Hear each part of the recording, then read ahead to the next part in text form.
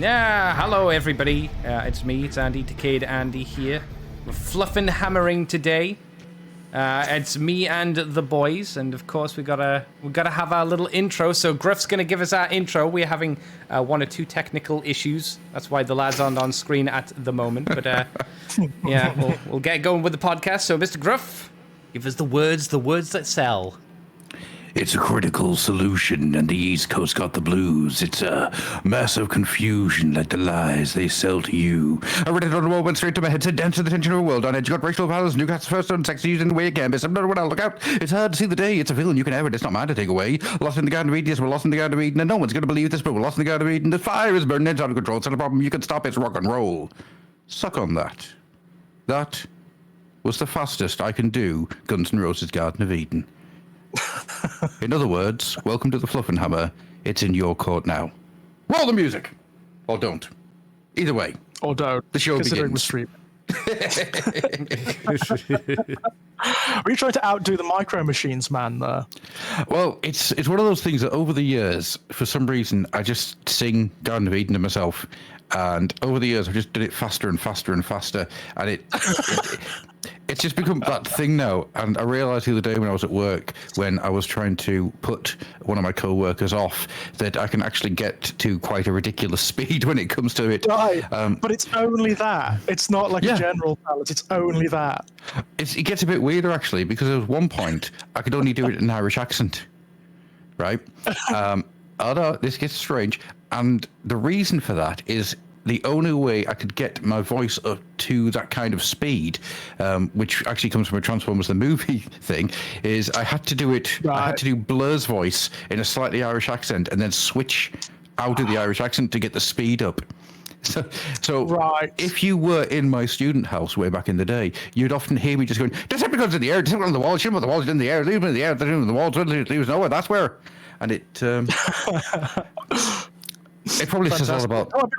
I believe was voiced by what was his name? The Micro Machines guy. John Jr. That's him. That's right. Yeah, he held the record for like the fastest speech, didn't he? He did. Does he still to this day? I've got a feeling. That he does. To be honest with you. Yeah, interesting. Although I really wanted to be someone really weird, like Brad Pitt now holds it for not Sucker Punch. That was the terrible Zack Snyder film. What's the film where Brad Pitt is an Irish guy living in the caravan? Oh, it's Snatch, isn't it? Snatch. That's the one. How I got from Snatch to Snatch, how I got from Snatch to Sucker Punch, I don't know. But yeah, that I want. I'm sure. No. Although saying that, last night I watched Old, and Old is a terrible film. And the highlight of the entire film was I came up with the idea of Zack Snyder's Super Gran, and that made me laugh. That I would actually love. That needs to happen. That needs to happen. I would kill for that. Bloody hell. It's because I was being very silly and I accidentally said Watch Gran instead of Watchman. Hey, it's me Watchman. And, the funny thing is, like, anyone who's listening who is not like a kid from the 1980s or earlier in the UK is not going to have a clue what we're talking about. Yeah, I mean, it gets a bit weird when you just say, isn't it weird how Billy Connolly says Superman? Just it's a really weird thing. It's in my head. Anyhow, how is everyone this evening? As always, I'm Adam. As you can tell by the levels of bullshit we've already entered. And with me today already is... descended it. Oh, we've just kicked open the door and just straight in there with a whole heap of shit. I mean... You know, very specific this time as well. There's no universality here. No, we've gone from Guns N' Roses to Zack Snyder's Super Gran, and if Super Gran, I mean, my God. Stand back, Superman, Batman, Spider-Man, Batman, and Robin too. Super Gran isn't with us tonight. I haven't used that as a cold open yet. I think it's actually in my folder, to be honest with you. I'm not surprised. I am not surprised at all. I know I've got a really weird Alf one that I haven't got to yet. Oh God, I'm not looking forward to that. It's for anyone who doesn't know, my folder of cold opens is about 200 different ones at this point in time, and I have to just go in and pick one at random because I never think ahead to say, how about I get that one? Oh, no. It's always, shit, show's about to begin, better grab one at random. So if they do seem to be like considered or thematic, it's entirely coincidental, yeah? Completely. If there's ever a point where you go, whoa, that was a really good fit, just know that I'm here, tugging on my collar going, yeah, that was on purpose. Absolutely, it was, wasn't it? That's why I chose it. I quite like the David, Big Swinging D over on the Twitch has just said, I'll one-up you with Zack Snyder's Super Ted. Somehow I think Spotty goes into a very, very dark place and I don't want to see it.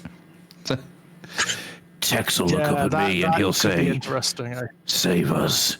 And I'll look down and I'll say, whoa. Well, surely Spotty's just an STD, right? That's what I'm thinking. That's where I was going with it, to be honest. Have if you you're going guys to dark up the Spotty character, you're going to make him like grimdark, yeah. It's just a walking STD.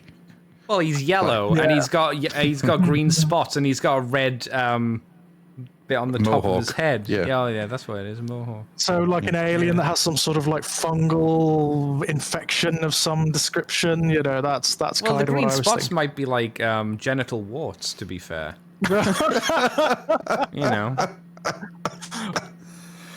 That's why no one wanted to touch Spotty. And immediately descending into the realms overlapped by Nurgle and Slaanesh. Just think, he sits on a couch or a chair and you're like, I don't want to sit on that anymore. I'm alright. Yeah, that needs to be disinfected. You want to try my Chinese food? As he like pushes a fork into your face, you're like, no, I'm alright. I'm alright. I'm good. Would you like some of my homemade pork scratchings, anyone? Over the weekend at Warhammer Fest, one of the highlights of it was talking about a great unclean one painted as Mr. Blobby, and I still want to see it. I still desperately want to see it. Now, has that not been done? Because I would be surprised if that isn't floating around the internet somewhere. Not according to my Google search, it isn't. Did you see the Oogie Boogie Great Unclean one that was there? I have. I have seen that one. You got to see it in person, did you? No, I didn't see it in person. I actually saw it afterwards. I don't know how the hell I missed it, but it was really good. Well, it wasn't allowed to be in the display case, apparently, according to the Midwinter Minis channel. It was too buried under Milliput for it to be, and I think it was a lot of IP also because it's like Disney. They probably wouldn't. Let's not put it in the case just in case. Yeah. The angry mouse. That makes sense, I suppose. Yeah. I mean, you did get to see that brilliant Thousand Suns miniature from the Golden Demon Awards, didn't you, Adam? Yes, I did. That was I didn't know what I was looking at when I first saw it. I looked, when the pictures came up, I was like, is that a painting? Yeah. Is that, I could not believe that was a painted miniature. It doesn't look like a painted miniature. It looks like the artwork from the Thousand Suns Codex. Amazing work.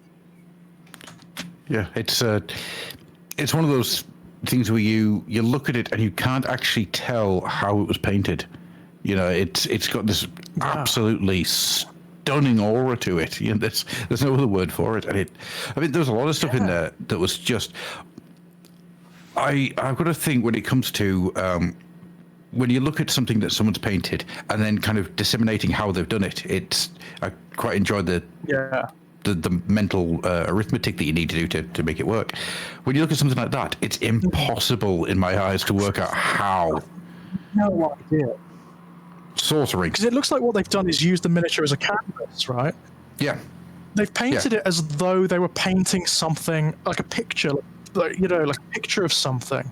Mm-hmm. But somehow made that work in a 3D plane, and it's wow. It's awe-inspiring. That is, I actually haven't, even in Golden Demon, I've never actually seen anything really like that. No, because often Golden Demon is it's a pinnacle of what I'm looking forward to when they finally turn up on the preview. Yeah. I just noticed Andy is, of course, showing off the little video that I made out of all the pictures. You started talking about Warhammer Fest and I panicked and went, well, we have to have something on screen. Quickly, go to the thing that you made. It's my little video made in 30 seconds, yeah. Yeah, I mean, Warhammer Fest there was lots and lots and lots in Warhammer Fest that was really, really good, and me and Andy did a good, me and Andy did a good 2-hour conversation about what worked, what didn't, and if you're really interested to know about Warhammer Fest, just go and listen to that. It's funny actually because yesterday or the day before I saw a video pop up on the YouTube recommendations which was like Warhammer Fest was a complete disaster, and I went okay. Oh yeah, I saw someone. Yeah, I mean, it was like the typical hyperbole. Yeah, I was like, okay, from their perspective, maybe it was a complete disaster, but I have a feeling there's a shade of grey in there. It's probably not that bad. That's how you made it come across, Griff. You to me, you made it sound like there are a lot of things that could be improved, but generally speaking, it was fine. It was fine. I had a great time. I had an absolutely great time. It's I'll put it this way: I'm really looking forward to next year's. It's not like I went, oh God, I hope next year's is slightly better. I'll wait and see. It's no, I really want to go next year's again. I had a great time. You hear that, people in chat? That's that means you guys need to go as well, and you too, George. You need to go. Absolutely, yeah. I will make a pledge. I will go to the next one, definitely. I mean, I'm sad I missed this one actually, because this was a really special one with like the advent of 10th and whatnot. I would love to have seen that. Yeah, no, it was. I mean, you wouldn't have got anywhere near playing it. The queue at one point was 4.5 hours. Whew. Yeah, that was a hell of a thing. Excitement is high, isn't it? I mean,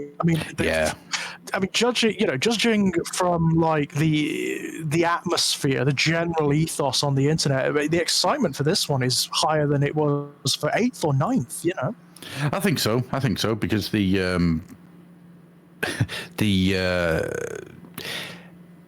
it's completely from the ground up this time around. I know that 9th they had a massive overhaul. Well, 8, yeah. So 8 is what I'm thinking 8th of. 8th was too, but this seems to be something else. I mean, this is a really quick, fluid game, and I hope that they kind of keep it like that. That the codex creep, when it happens, it isn't as insidious as it has been in this edition, where the speed of the game isn't really played with. That seems to be one of the chief complaints, that like it's not just the creep, it's the complexity. So like you've got books over here and you've got books over there. You've got divergent army lists in this campaign, but you've got new updates coming in that you need to refer over here to understand. And it's like to play a game of 9th. And don't get me wrong, I've really liked 9th. 9th has been my favorite version of the game thus far. You do need a lot of material to play one at the moment, which is like, you just have it all together in one, in one area, one on your phone or in one book. There, done. Oh, absolutely. Yeah, it's the biggest issue with 9th is the pledge, doesn't it? Like all the rules. All the rules are going to be there on the day of launch. You can just download them.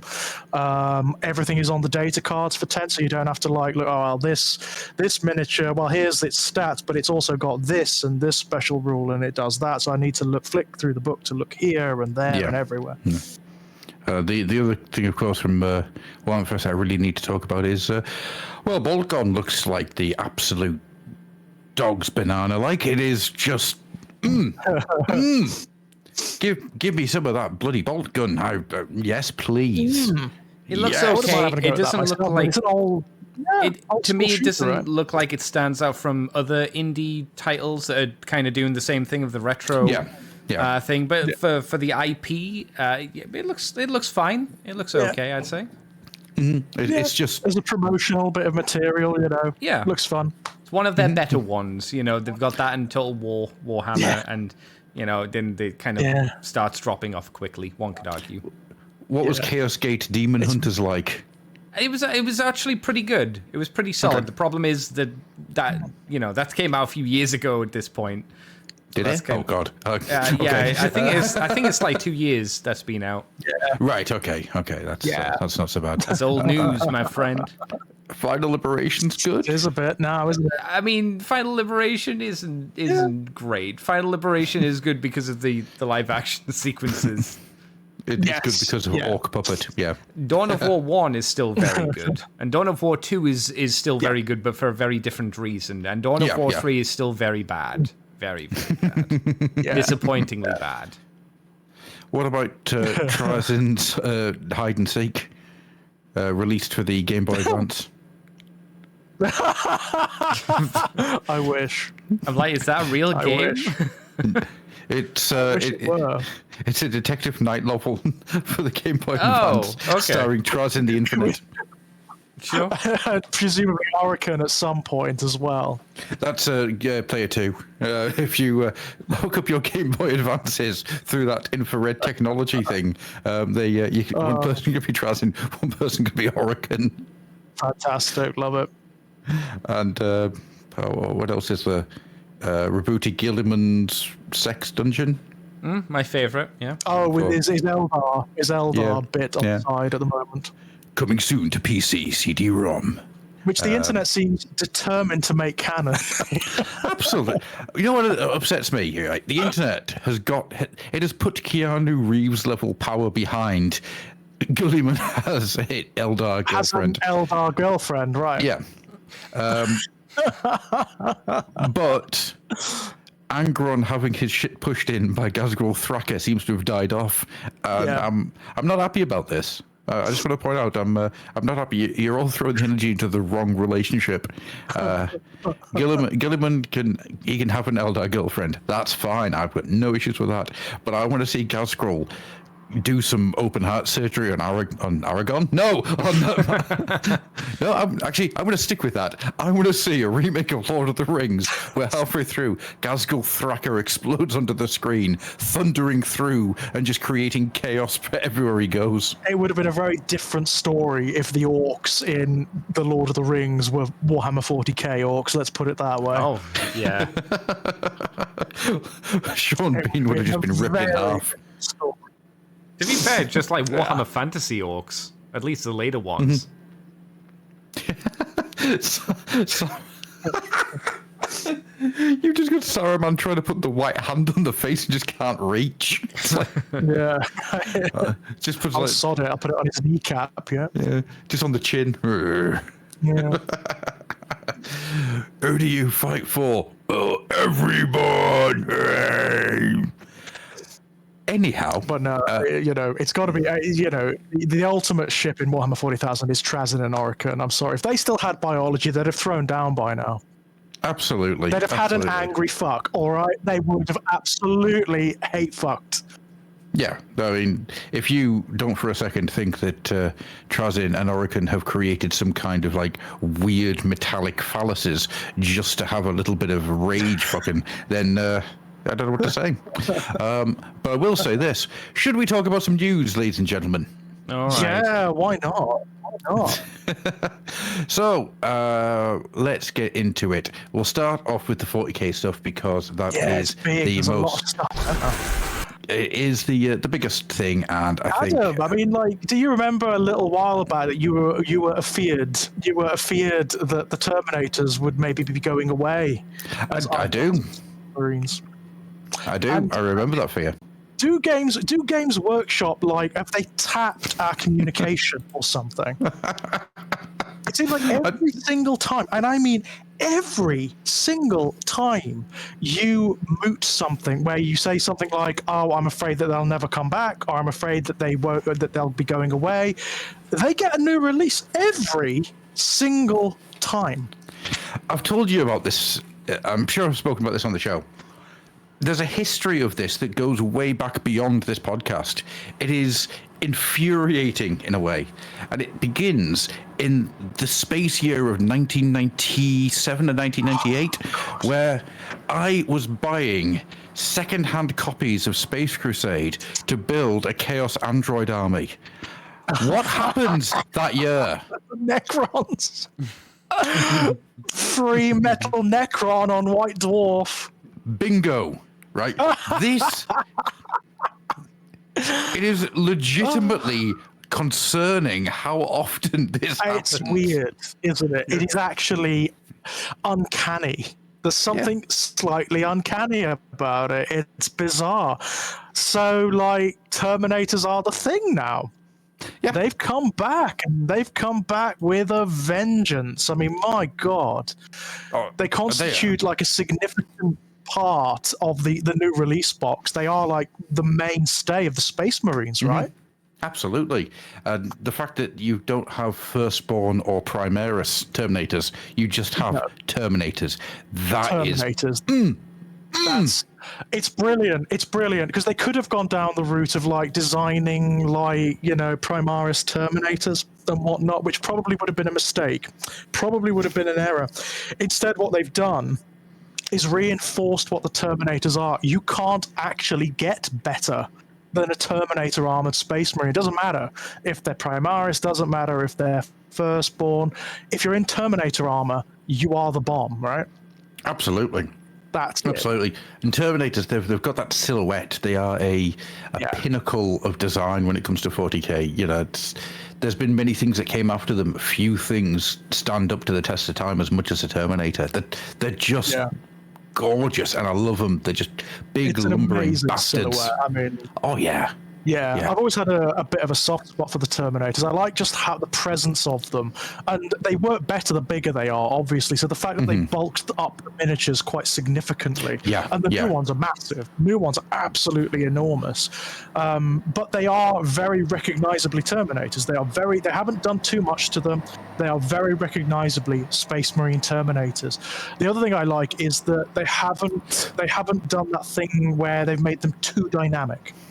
Terminators that doesn't work for. It just doesn't work for. When you've got Terminators that are being too acrobatic, it just doesn't look right. It just does not look right. They're big, they're stolid, they're lumbering, and it works really, really, really well. Yeah, and it all just works. And what really gets me about this, and you touched on it there, they haven't fiddled the designs at all. They haven't Primaris them or anything like that. They're just chunkier.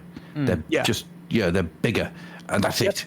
Everything else is the same. They've just messed about and it's very subtle. You have to really look. They've just slightly tweaked proportions a little bit. That's all. Yeah. So proportions have been tweaked.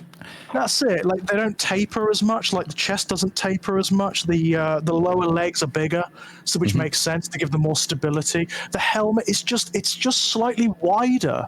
Like at the jaw section, it's wider, and it gives it this more sort of slightly ferocious look, which is great.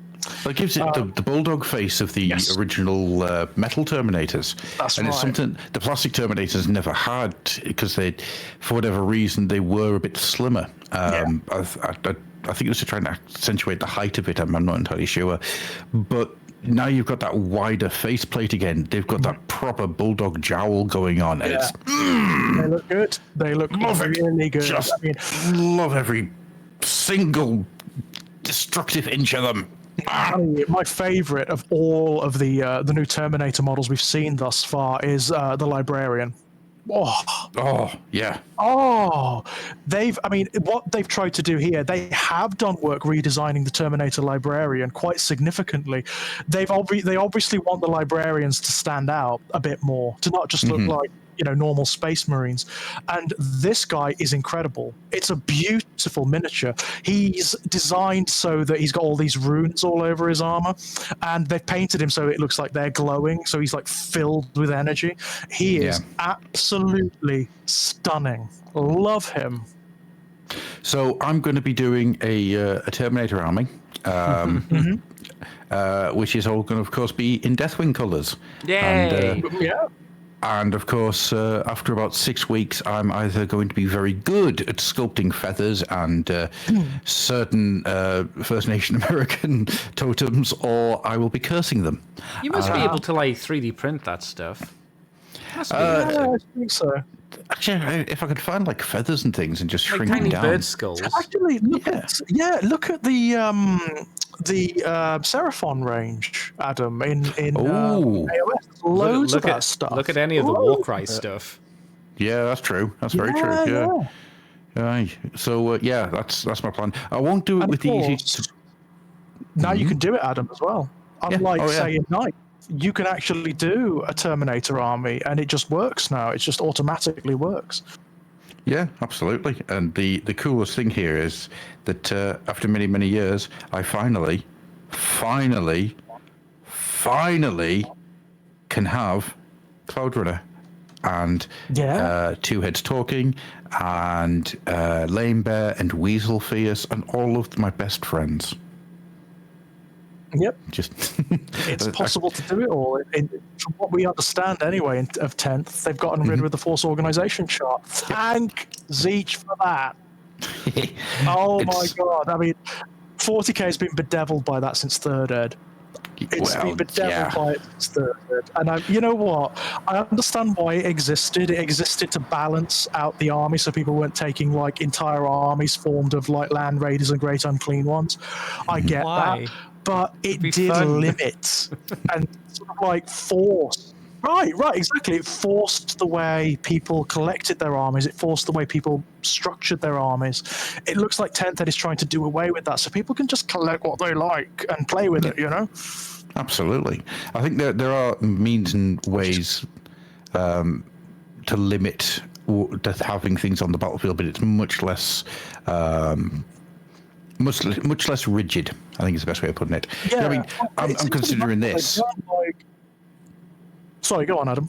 So I'm considering this the Terminators and a Dreadnought, and that's going to be the full army. So I can have the Gene Stealer hunting Legend of Cloud Runner, because yeah, it's amazing. But also over in the Imperial Guard, I'm considering the idea of running a complete armor force. You know, where it's just tanks, like proper city hunter tanks, which I think was just once upon a time. Oh yeah. Absolutely wonderful stuff. And it's weird actually that I'm that engaged with what is basically Imperium centric stuff, because Terminators, the idea of an Imperial Guard armor army, and of course the Votan, which are the 340k armies I'm collecting. Yeah, very interesting. I must admit, this is the first time I've been interested in Imperial stuff, to be honest, because it all looks great. Yeah. It's all so interesting. I'll definitely be getting the big boxed set with the Tyranids and the Space Marines. Definitely. I think it looks amazing. Not just the Space Marines, but I mean, again, something, Adam, you've been asking for. And you, Andy, actually, a redesign of the entire Tyranid range. Yes. And it's happened. It's happened. They've done it. They've actually gone and done it. You know, it's like I wouldn't say it's it's They've not really a redesign. It's more of an update, right? Yeah. Because they still look. It's still. Yeah. They've still got the quintessential Terminator look. The quintessential Tyranid look that they've had since end of 3rd ed. And it's the beginning of 3rd ed is when they had that. Yeah, that's right. Sorry, yes, the end of 3rd ed, beginning of 4th. That's right. So I think it's the best the Tyranids have looked in a long time. I mean, I think it looks like what they've tried to do is introduce like elements from all over the shop. So they've still got that essential sort of like end of 3rd and beginning of 4th look, but there's elements drawn in from 2nd ed and from like older sources, just thrown in there. I mean, the obvious one is the Screamer Killer. Obviously, I mean that's an obvious reference and throwback to the original Carnifex, right? Yeah, and I'm going to put my hands in the air and just say I fucking adore the Screamer Killer. There is no two ways around this. That thing looks great. It's massive. And honestly, I can't get across how big it is. It is huge. Given the stats they've given it. Oh, yeah, the stats. They've gone for like the 2nd ed stats, right? Yeah. So it's a beast. It's like this thing could like take on the Primarchs and do a decent job. It wouldn't kill them, but it would certainly hurt them. Oh yeah, it's going to whittle down a Primarch. It'll whittle down Gilliman and the Lion very, very easily. The Lion, yeah. Lion. Why did I say it like that? I don't know why you said it like that. I'm the Lion. Rawr. Has anyone seen my Unforgiven? Not half. Matron. I'm looking forward to seeing him actually. You know, after seeing like Robotay's stats and Robotay, at long last they've got Robotay right?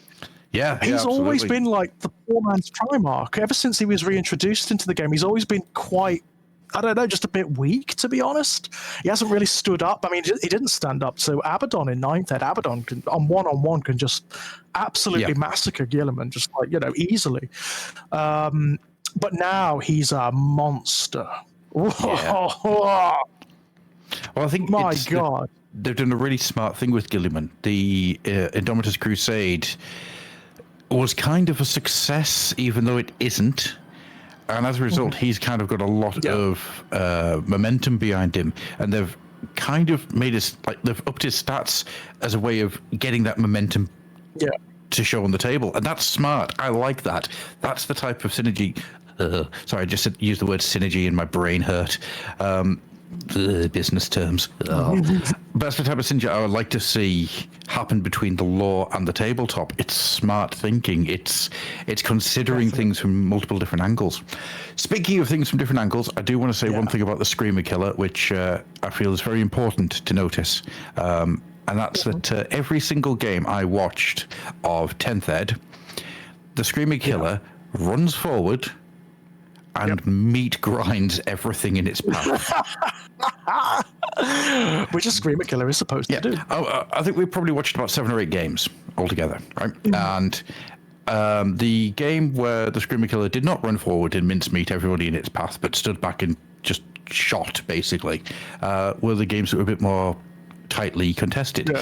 Any game where the Screamer Killer ran forward and started slicey dicey, the Marines were just like chopped liver. It was just dunk. Okay, that's that unit done. In the boxer, what's the counter to it?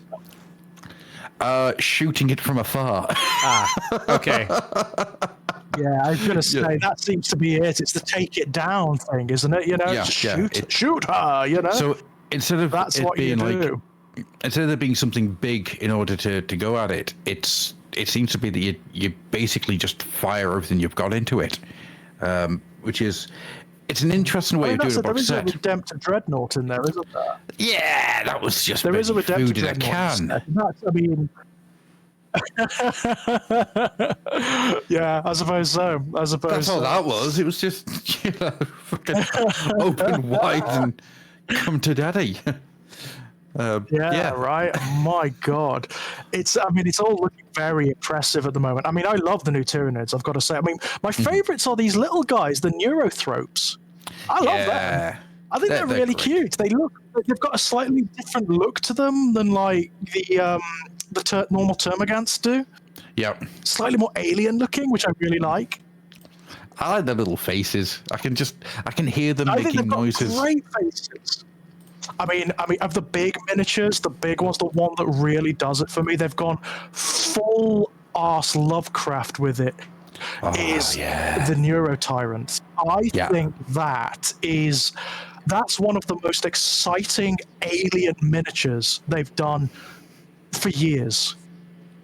I think it's amazing. I have one bad thing to say about the Neurotyrant. About 3 years ago, we did an episode which had a squid on the front of the picture, and it was called Grabbed by the Tentacles. And I'm annoyed that I've already used that title for an episode, because this thing would be perfect for it.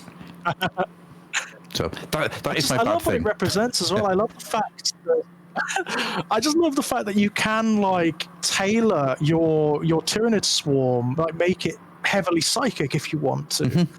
I just find that really cool. I think that's really interesting. Have you seen the gif of the little squid dancing? Yes. I like that. And it was a simple reverse image, mirror the image, but it's like, the dances left and right. I'm like, oh, that's cute. It just goes to. I want to know about the little brain bugs he's got with him. It's like, they're very cool, aren't they? I want to do. Oh, hello. Hello. Are they There extra you go. little psychic nodes or something? Do they give you like a, I don't know, a +1 to cast your psychic powers or a reroll or something like that? That would be my guess. I don't know. I just want them to have names like Bert and Fred, and just who's a cute little brain. Oh, look at you. I never thought brains would look cute, but these guys do. I think it's because they got chubby little detail. tentacles. It's you know what you should crazy. do? I mean, You like, should swap you know, them on out for like the Mars Attacks aliens. Oh man, can you imagine that if like the 40k cinematics, the Tyranids just sounded like the Mars Attacks aliens? And suddenly they seem much less threatening, right? I don't know if the Barb Gaunt was walking at you going, you'd shit yourself no matter what. You know. It's, Yeah, it's fair. I mean, one of the things they seem to have done, certainly with the new miniatures, is just gone for like the monstrosity of them. Just Yeah. they wanted to make them frightening. Clearly, yeah. Well, look at the Psychophage. That thing is. love it. Oh my god! And if you're one of the people out there, by the way, love who was having some kind of weird mental breakdown that it looked like one of the Chaos vehicles, Yeah. please touch grass. Just Yeah, that's it. Just I mean- please touch grass. Just I mean, the funny thing is, I thought the same, but I saw it as a massive positive. It's like, oh my god, how many brilliant conversions can you make from that? You know, for the yeah. Eden engine. I mean, that'd be grand. You know, it was, I mean, I thought it looked Just- like the Chaos thing as well. I didn't care. I was like, oh, that No. looks It's familiar. It's got a similar silhouette, but that's because it's a spider. It's an arachnid creature. It is going to look similar, isn't it? It's like, well, fine, you know. it's just a weird thing to get hung up on. It's just sort of, I get, mind you, that's like, Warhammer Internet in general, isn't it? I don't know. I can see them wanting something unique and having something with a similar silhouette on another person's army. Kind of takes away the specialness of your own unit, right? I can see that. Makes But sense if you, to me. I can. But if you're going to have like a spider, it's going to look like a spider, isn't it? And it's just the way of it. It doesn't have to because it's a Tyranid thing, so it doesn't have to make sense. You can do something. If you're a designer, you can make it look weird as hell. You can give it two mouths, one at the front, one at the back. Yeah. Oh, You can do stuff. I don't want to have butt mouth. Yeah, maybe it's the pose as well. Maybe the pose is kind of similar as well. So no, I can see why people somewhat might be similar. annoyed by it. I don't think it's something you'd have to be annoyed by, but I get it. No, I understand. It's just not something to get hung up on. It's like there are loads of miniatures. I mean, like Mortarion looks like the Nightbringer. Mortarion looks like the Nightbringer Catan because they're based on similar archetypes. But there's not a model. It doesn't look like the current Nightbringer model. I think that's the issue. Like if they brought out a Nightbringer now and it was in the exact same pose of Mortarion, this would be an issue people would have with that model. But isn't that Demon Engine out of print now?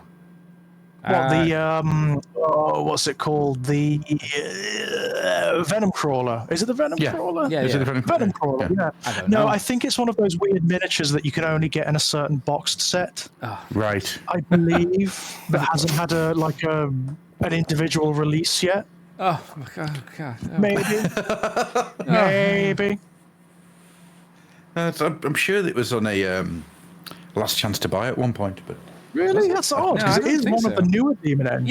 Yeah. It is one of Yes. the more recent Demon engines. It's certainly after like the Mauler Fiend and the Forge Fiend, and certainly after the Defiler. There's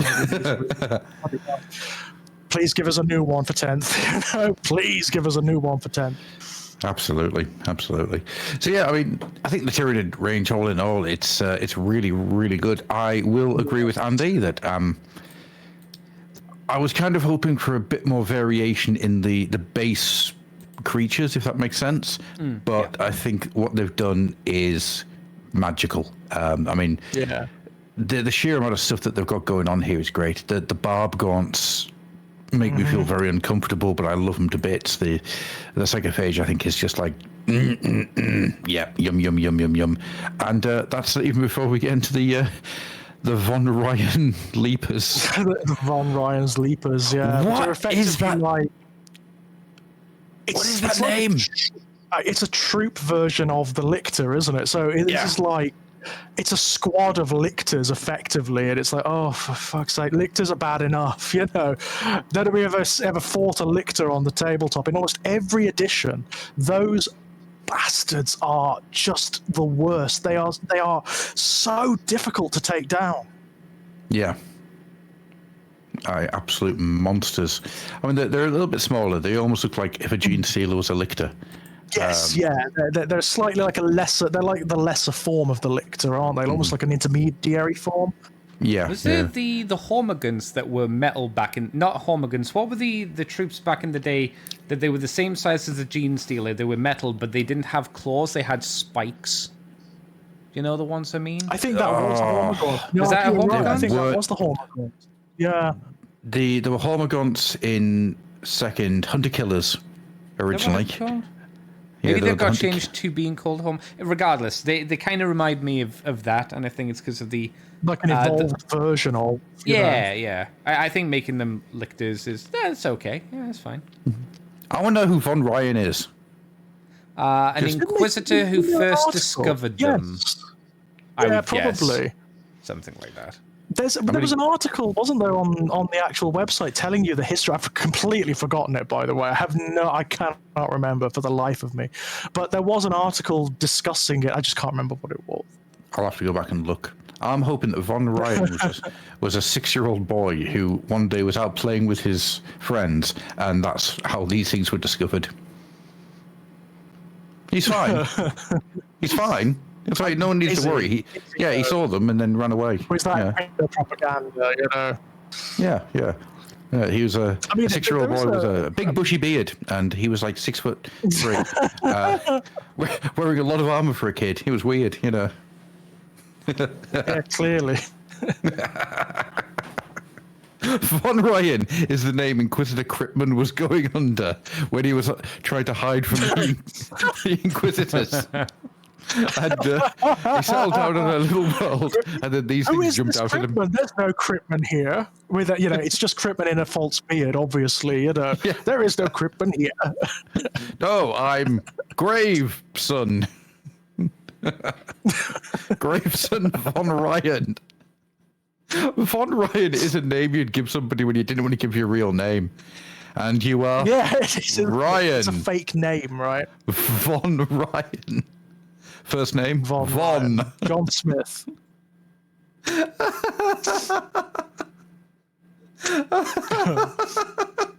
like the idea that Von Ryan. Have you noticed as well? They're not being very tight-lipped. They're not being very tight-lipped about the new edition at all, are they? You know how, like, in the run-up to 8th, there was a lot of mystery, there was a lot of, like, drip-feeding. 9th was the same. You had to really wait until the release of the game, really, to understand what the changes were. They're just, like, chucking them up there. It's just like, here's what it is. Here's Robotech Gilliman, by the way. Here's his data sheet. This is what he does, you know? Yeah. It's here's the action rules for the Space Marines. This is what they're going to do, by the way. It's so Big Spring and D's just been Cripman wearing one of those Daft Disguise glasses and a mustache. It's because all those data cards, all those data sheets will be free to download on day one. So why not let you have them? Why not let you see them now? You know, you're going to get them all for free.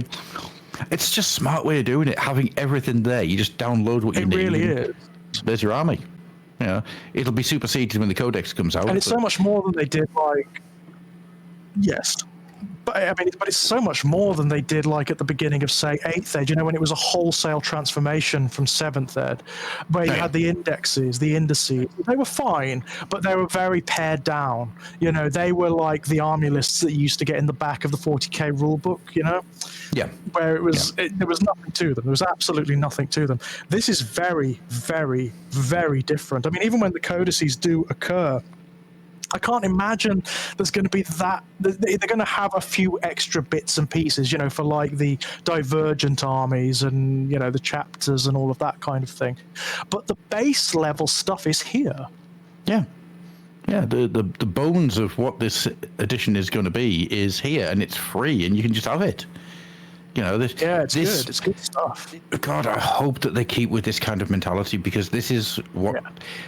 And there is a certain cynical part of me that understands what they're doing here is getting themselves into a good position for when the Amazon series comes out. And you're starting to see it now, as Big Sweet D says. IO9 have been doing a load of Warhammer articles. There's lots and lots of things outside of the little galaxy that we've all been in for the last 10 years or so, that are picking up and running with it now. And we saw it at Warhammer Fest. 10,000 people is a lot of people. And, there were still people... Well, if you've been on Twitter recently, any like social media feed, 140,000 is trending almost daily. Mm-hmm. Yeah. I know that's tailored, but... Yeah. But it's big right? business. And it's a strange one, actually, because in a lot of ways, Games Workshop is still a small company. And I think, whilst this is a great step in the right direction, there are other things that they really need to be looking at as well, such as their day of release website, because that desperately needs to be brought up to speed. The Black Light website, oh my God. It's archaic. It's archaic. It doesn't, it's one of those old websites where in order to pay for something, you need to put your card details in. It's like, no. not these days. Yeah. No. There's just dropping stuff. Oh no. You're right there, Adam. Yeah, I was just dropping stuff. It's just me. Just as I'm fiddling with things, I just dropped a hobby knife near my foot, and right. Yeah, just giving myself a bit of a shock. It's like, oh God, my toes. But I'm all right. I didn't need that toe. But yeah, no, you're absolutely right. The website, in a lot of ways, there's still a website from the company that Games Workshop was 7, 8, 9, 10 years ago. Long time ago. And they need to be updated. And from what I understand, a lot of the stuff like that is outsourced. So it needs to all be in-house now. If you're going to be the big company that you seem to be turning into, it's time to start having a dedicated IT department for your website. Exactly that. It seems to be. That's the way they're going. Yeah. If that is the way they're going, that's what they need. It is indeed. Shall we move on? Because we've got some other bits and bobs. We kind of went through everything there for 40k in one big fell swoop. So let's enter the Weird Hollow. Oh, hello. For heads will roll as we enter the Weird Hollow. Now, Nagash has got lots and lots of ghosts at his command, hasn't he, Andy? One or two, yeah. Yeah, lots and lots of ghosts, and there seems to be quite a few of them that you're not allowed to own, doesn't there, Andy? Yeah. What do you feel? What do you feel about these guys? Like design-wise, they're not that exciting. I don't think. No. I think the most exciting design-wise one is the one with the candles on him. Yeah, I'd agree with you that. The rest of them just feel a little bit, just kind of like they'll be lost in the swath. Like the one that's holding the big parchment, the Santa's Christmas list. We've already got a better version of that. Yeah. Right, the previous scribe is way better than this one. He's got a more interesting dynamic look, and he's still fulfilling a similar role. So the executioner as well. I feel that we've already got two executioners, and I think again both are a bit more interesting and dynamic. I like the ghost skulls coming out of the floor. I think that's a nice little feature, but otherwise nothing there. We got a chain rasp, and he's literally just another chain rasp that he will melt into the background of any chain rasp horde. He won't stand out at all. And the one with the candle, like I say, he's the best one. He's got a plinth or a anvil, that's an anvil. Yeah. Oh, it's an Acme anvil. Sharpening the sword, isn't it? Oh. You've got one guy sharpening the sword with a tiny piece of rock because the guy with the candles has nicked the anvil. And You've got the guy with the big roll of paper just going through. It's like, well, we should have an anvil. Look, it says right here on the page, we should have an anvil. And then the guy with the big sword is just dragging that along, going, look, I'm telling you, I packed it. And that's That's the story you've made for them. Yeah, that's the Nighthawk holiday. Oh my god. Okay. Christmas greeting. Yeah, I wish I could be a bit more energetic about it, but I'm really not. I think this is in terms of like the underworld stuff, kind of a pretty disappointing visual set. Usually they have a lot more pow to them, a lot more like wow Normally factor. they're a bit more, aren't they? Yeah, I know what you mean. They've just stuck exactly to the similar aesthetic. Much. There's nothing new here, really. Yeah. Nothing. No. It's a bummer. It's a shame, really, because there's a lot you could potentially do with these guys, but they do just look like generic Nighthaunts. Do we just say go with the Dark Souls aesthetic and go with the candle head people from the library and do something like fully candles? All of them are candle bearers of some description. One of them literally has a candle for a face. That'd be all right. This is going to sound like such a weird thing to say when you're talking about miniatures about the tortured souls of the dead, but I want them to get a bit darker with them. You know, we've seen really uncomfortable dark stuff happen in Warcry with the Unmade and stuff like that. You know, they're wearing their own faces as belts, for God's sake. It's you know, and it's nice, it's subtle, but it's there, and it's a shame that the Nighthaunt. And this is going to sound such a weird thing to say, the Nighthaunt are starting to look really weirdly dated as a design aesthetic. It's such a shame when you've got so much that they could draw inspiration on as well. You know, Gothic art. I was thinking, like, the Fantasia sequence of Night on Bald Mountain. Where you've got, the ghosts arising from the village, and there's so many different varieties of them. That would work so well. But these guys, I mean, there's nothing wrong with them per se. There's nothing wrong with them. They're not bad miniatures. They're just a bit, also ran, aren't they? We've seen them before. Well, why don't we go with the jailers? Because we only have like 2 jailer models, and like Gruff said, you could do something interesting with the kind of jailer and his prisoners in tail, or you could have the you've also got the ladies with the blades for hands. You could do something with them. You've also got the banshee ladies coming out of the grounds with their tiny knives. You could do something again kind of interesting with that, but again it's just chain rasps. I don't know. If we take what we have here, right, this is what I'm thinking. The guy with the big broadsword, right? You have all of the skull ghosts swept backwards, and you have his cloak bit swept outwards like wings, and it gives you the idea that he's just slammed that sword right the way down. That would work, yeah. So rather than just being sad and pathetic droopy goopy whoop floating along, there's a sense of energy to it. The scribe, instead of having him holding it, why is it not part of his robe? Where it's coming out of him. It's like the parchment is part of the robe that he's surrounded by. Why is there not more bits of parchment just hanging from him instead of it being the drip, so to speak?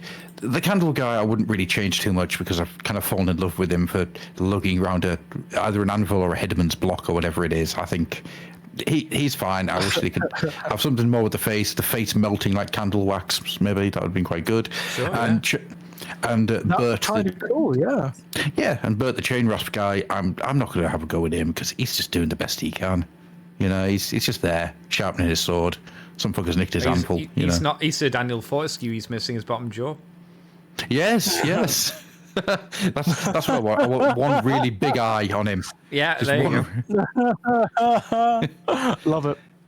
Yeah, I just like kind of push that out, because it's the problem where everything in the army has this kind of droopy look to it, which is on purpose, and it does look good. Yes, yeah. It works perfectly. But for something like this, a bit more movement would be quite like the guy dragging around his My First Anvil. He does have this weight to him as he's pulling it along. You can see the movement in it. But the rest of them are just kind of stationary, and that's, I think, where the the big Yeah. problem lies. You can make so much Bit more interesting. personality.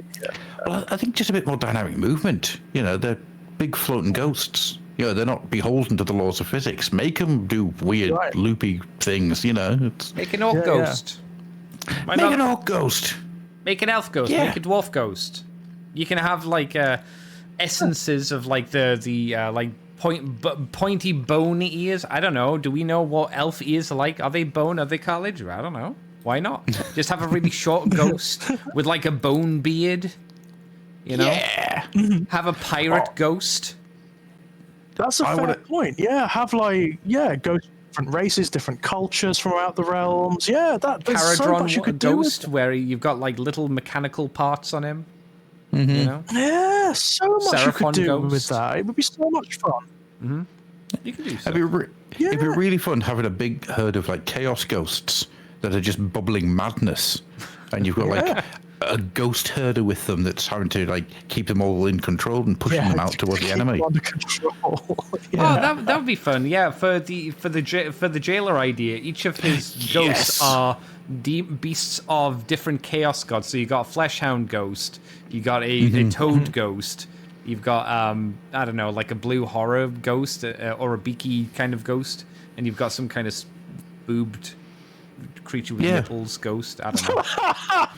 Slanesh, you know, innit? What you do is you have a jailer, right, and you have a unit of maybe, I don't know, 8 ghosts with him, and each of them comes with a different head, and each head signifies a different chaos power. So what you end up with is you could have like a mixture of them, or you could have them all as like, this jailer had a load of acolytes of Zinch in his jail, and he just let them starve whilst he sat there and, I don't know, ate popcorn and wanked himself silly. Oh my God. As Big you do. forearms like Popeye. And he, you know, in death he has to like take care of them because they're all gibbering madmen. You remember Yeah, all those minions that you loved, the little tiny familiars, Oh, all God, dead, yeah. all ghost. all of them are perfect renditions of them, but like ghost versions of them. Yeah. So it's like, oh, do you remember these guys you liked? Dead, but they're still here. I mean, that's a lovely concept for like the Night Haunter, for fun. like an undead, a Nagash army. So like demonic entities that have somehow been like torn away from their god, you know? Yeah. Well, they and steal that from way, I mean, Nagash, so so they're- maybe Nagash steals something Yeah. back. That'd be fun. So they're tormented, and you know they can't stand being apart from their power, of which they are a sincere portion of. Right? That would work really, really well. Cassius Theme for 335. the army. Cassius 335 says, "Make a cider ghost, make a vodka ghost." Which then just creates a wonderful idea of trying to do tub thumping from Nagash's point of view. It makes a Caradron ghost, it makes a Elfie ghost, it makes a goblin ghost. I can't think. I'll have to spend time thinking about that one and make it as a cold open. What's a squid no, I ghost mean, look like- like? It's just teeth. Floating teeth. Teeth. Yeah, it's just a big blob of ether with teeth, isn't it? That's all it is. But no, I mean, like, if you've got like the entire Night Haunt range, I don't really understand why you throw down for these guys. To be honest, it's not like, say, if you had like, you know, the other army that was released recently, the Zeech Warband, which are amazing. I could totally get why you would want them if you're a Zeech fan. If you've got all of the Disciples of Zeech stuff, I could totally understand why you'd get them. Oh yeah. But these guys, not so much. No, it's a bit sad, really. Bummer. Yeah. It is a little bit. It's. I mean, I don't there want to say was- it's lazy, but it does feel a little lazy It design. feels a little like, it feels a little like not a great deal of effort or passion was put into these guys, which is a real pity. When you compare and contrast to some of the other stuff that's happening in AOS, so like we now know there's going to be like a new crusade, right? There's going to be a new narrative in AOS going forward. Well, should we bounce over to the Cities of Sigmar, because we do have 2 Cities of Sigmar Should we do stories. that first? Yeah. Yeah, let's get into these ones because, oh, good God, this is starting to get interesting. So, the Cities of Sigmar now have mounted cavalry coming, and They do. hot shit on a stick do these look good? Like, They're also snails. With little legs. well, yeah. But More importantly, you completely dethroned me there. they're the damage dealers. Roll a 1 for a hit. Roll a 2 for a wound. Yeah. Mortal damage. Mortal wounds. Range 0.1 centimeters. They have to be on the base to hit.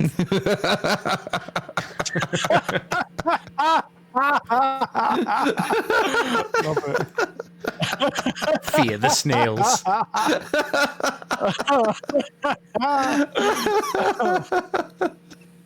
Brilliant. Absolute brilliance. Oh, fucking hell, Andy, thank you for that. So, yeah, fucking hell. We're getting some mounted cavalry for the Dawnbringer Crusades, and these are the Sigma Cavaliers. And my chest hurts. I think I'm having a heart attack. Oh my god. But yeah, the miniatures are gorgeous. Like, if this is what the Cities of Sigma are going to be looking like, I'm in. I'm legitimately in. Yeah. They are absolutely top notch. They've got that Sigma flair, pretty. like that Sigma design flair that you want. Like, I look at these and I see, like, yeah, like, I remember them doing the Blood Knights, and the Blood Knights look great, and this feels like the culmination of the work on the Blood Knights ported over to Human Knights. Yeah. They look good. Yeah. Some of the armor on Yep, the horses yep, yep. reminds me a lot of a steam tank. Like, they took the steam Yeah. tank top and just put it on a horse, which I'm fine Yes, with. no, absolutely. Yeah. Feels I'm that all way. in. Yeah. There's a certain, you can see so much of the different tribes and things in the armor, which is something I really like. So there's one guy, there's a lass with a mace, and there's a guy with a morning star or a flail. I think it's a morning star, that one. And his helmet's got this like little bell type thing on the top, and that looks like it's an order version of something that the Iron Golems would wear. And it works beautifully. And I'm going to be honest, I've never liked Warhammer horses, right? I've never liked them. Wow. Wow. Not as much as I hate pantaloons. You let's be heard honest. it here first, folks. I know. Not because I don't God, think this they're is well going to be made. all over the internet tomorrow. Bloody hell, this is going to be a scandal, this is. It's because horses exist in real life, and I don't really care Yeah. about horses. Also, horses terrify me.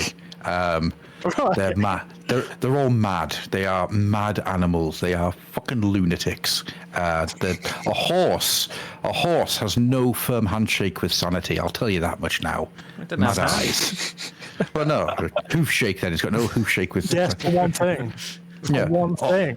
A horse will get itself stuck in a fence and inflate itself to death. Yeah, that is not the actions of a sane animal. Horses are mad, crazy creatures. They're only one step away from going postal, right? A horse, if it had fingers, would chainsaw people to death and enjoy it, right? So, I'm not sure it's smart enough to do that. I was going to say, they're not smart animals. No, not bless really. them. no, but they've got that boiling, raging madness inside them that would just get them to work out how a chainsaw works. I'm never going to introduce you to a hippo, Gruff, because I think you'll be really annoyed by hippos if you really don't like aggressive animals. I would happily. No, you wouldn't. I would take a hippo over a horse any day of the week. You Yeah. You wouldn't. definitely wouldn't. Not for very long, anyway. No, the hippo would aggressively sexually kill you.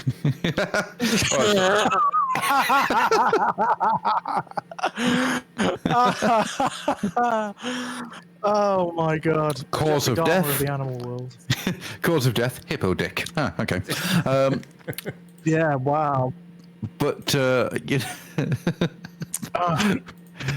rage But sex no, these with are the hippo. amazing. I mean, Yeah. I don't like I'm in stuff like Warhammer. I'm just not interested in like normal human beings. They just bore the arse off me for the most part. It's the armies. I'm just going to be like, yeah, fine, they're great, fine. These are amazing.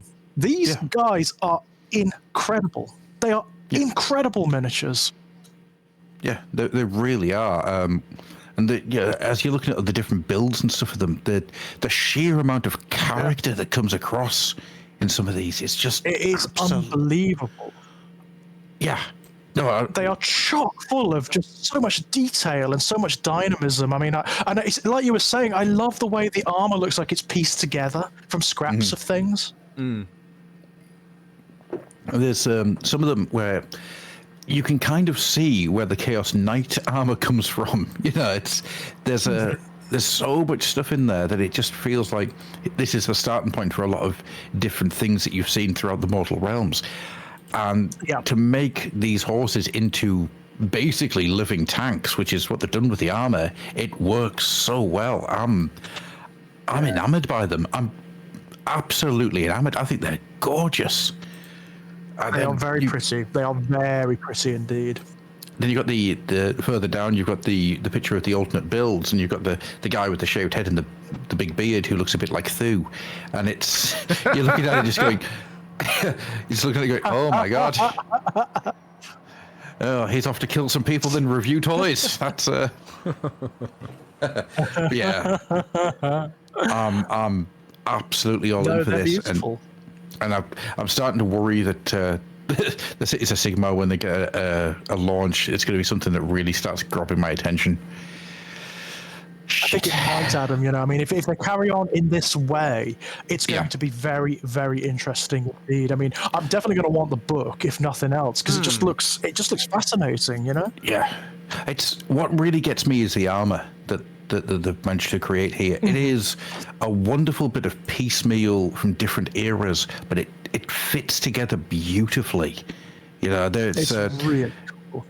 It's almost like the Victorian era, if the Victorian era never left the medieval times, and it's such a wonderful design aesthetic that I'm all in. I am legitimately concerned that I'm actually going to have a full human army at some point, which I've never done. I've never had. It looks to me like the artwork you used to find in the old the Empire army books from Warhammer Fantasy Battle, but which the miniatures obviously could never really realize, the detail of or the dynamism of. This is what they used to look like. In a lot of ways, yes. I think that there's very much a sense of like Gibbons' artwork, Mark Gibbons' artwork coming to life here, isn't there? Whilst none of these are based on a single piece of artwork that he's done, there's something in the detailing and in the dynamism of them that really makes me think of Gibbons. I mean, good God, there's the guy. There seems to be like a thread of that, like running through the AOS army lines and miniatures. Like, if you look at a lot of the Chaos lines, that's exactly what they've done. They've gone back to the old artwork, which, the old miniatures just never realized the elaboration of, because they couldn't, it was just impossible back then. And they've got, right, we can do it now. We can make this picture as a miniature now. And that's what they've done. There's a guy here with a full face mask, a hammer and a shield, and he's got like what appears to be either a pig or a raccoon on top of his hat. And he looks like he should be an Ian Miller piece of art with a little hourglass off to one side.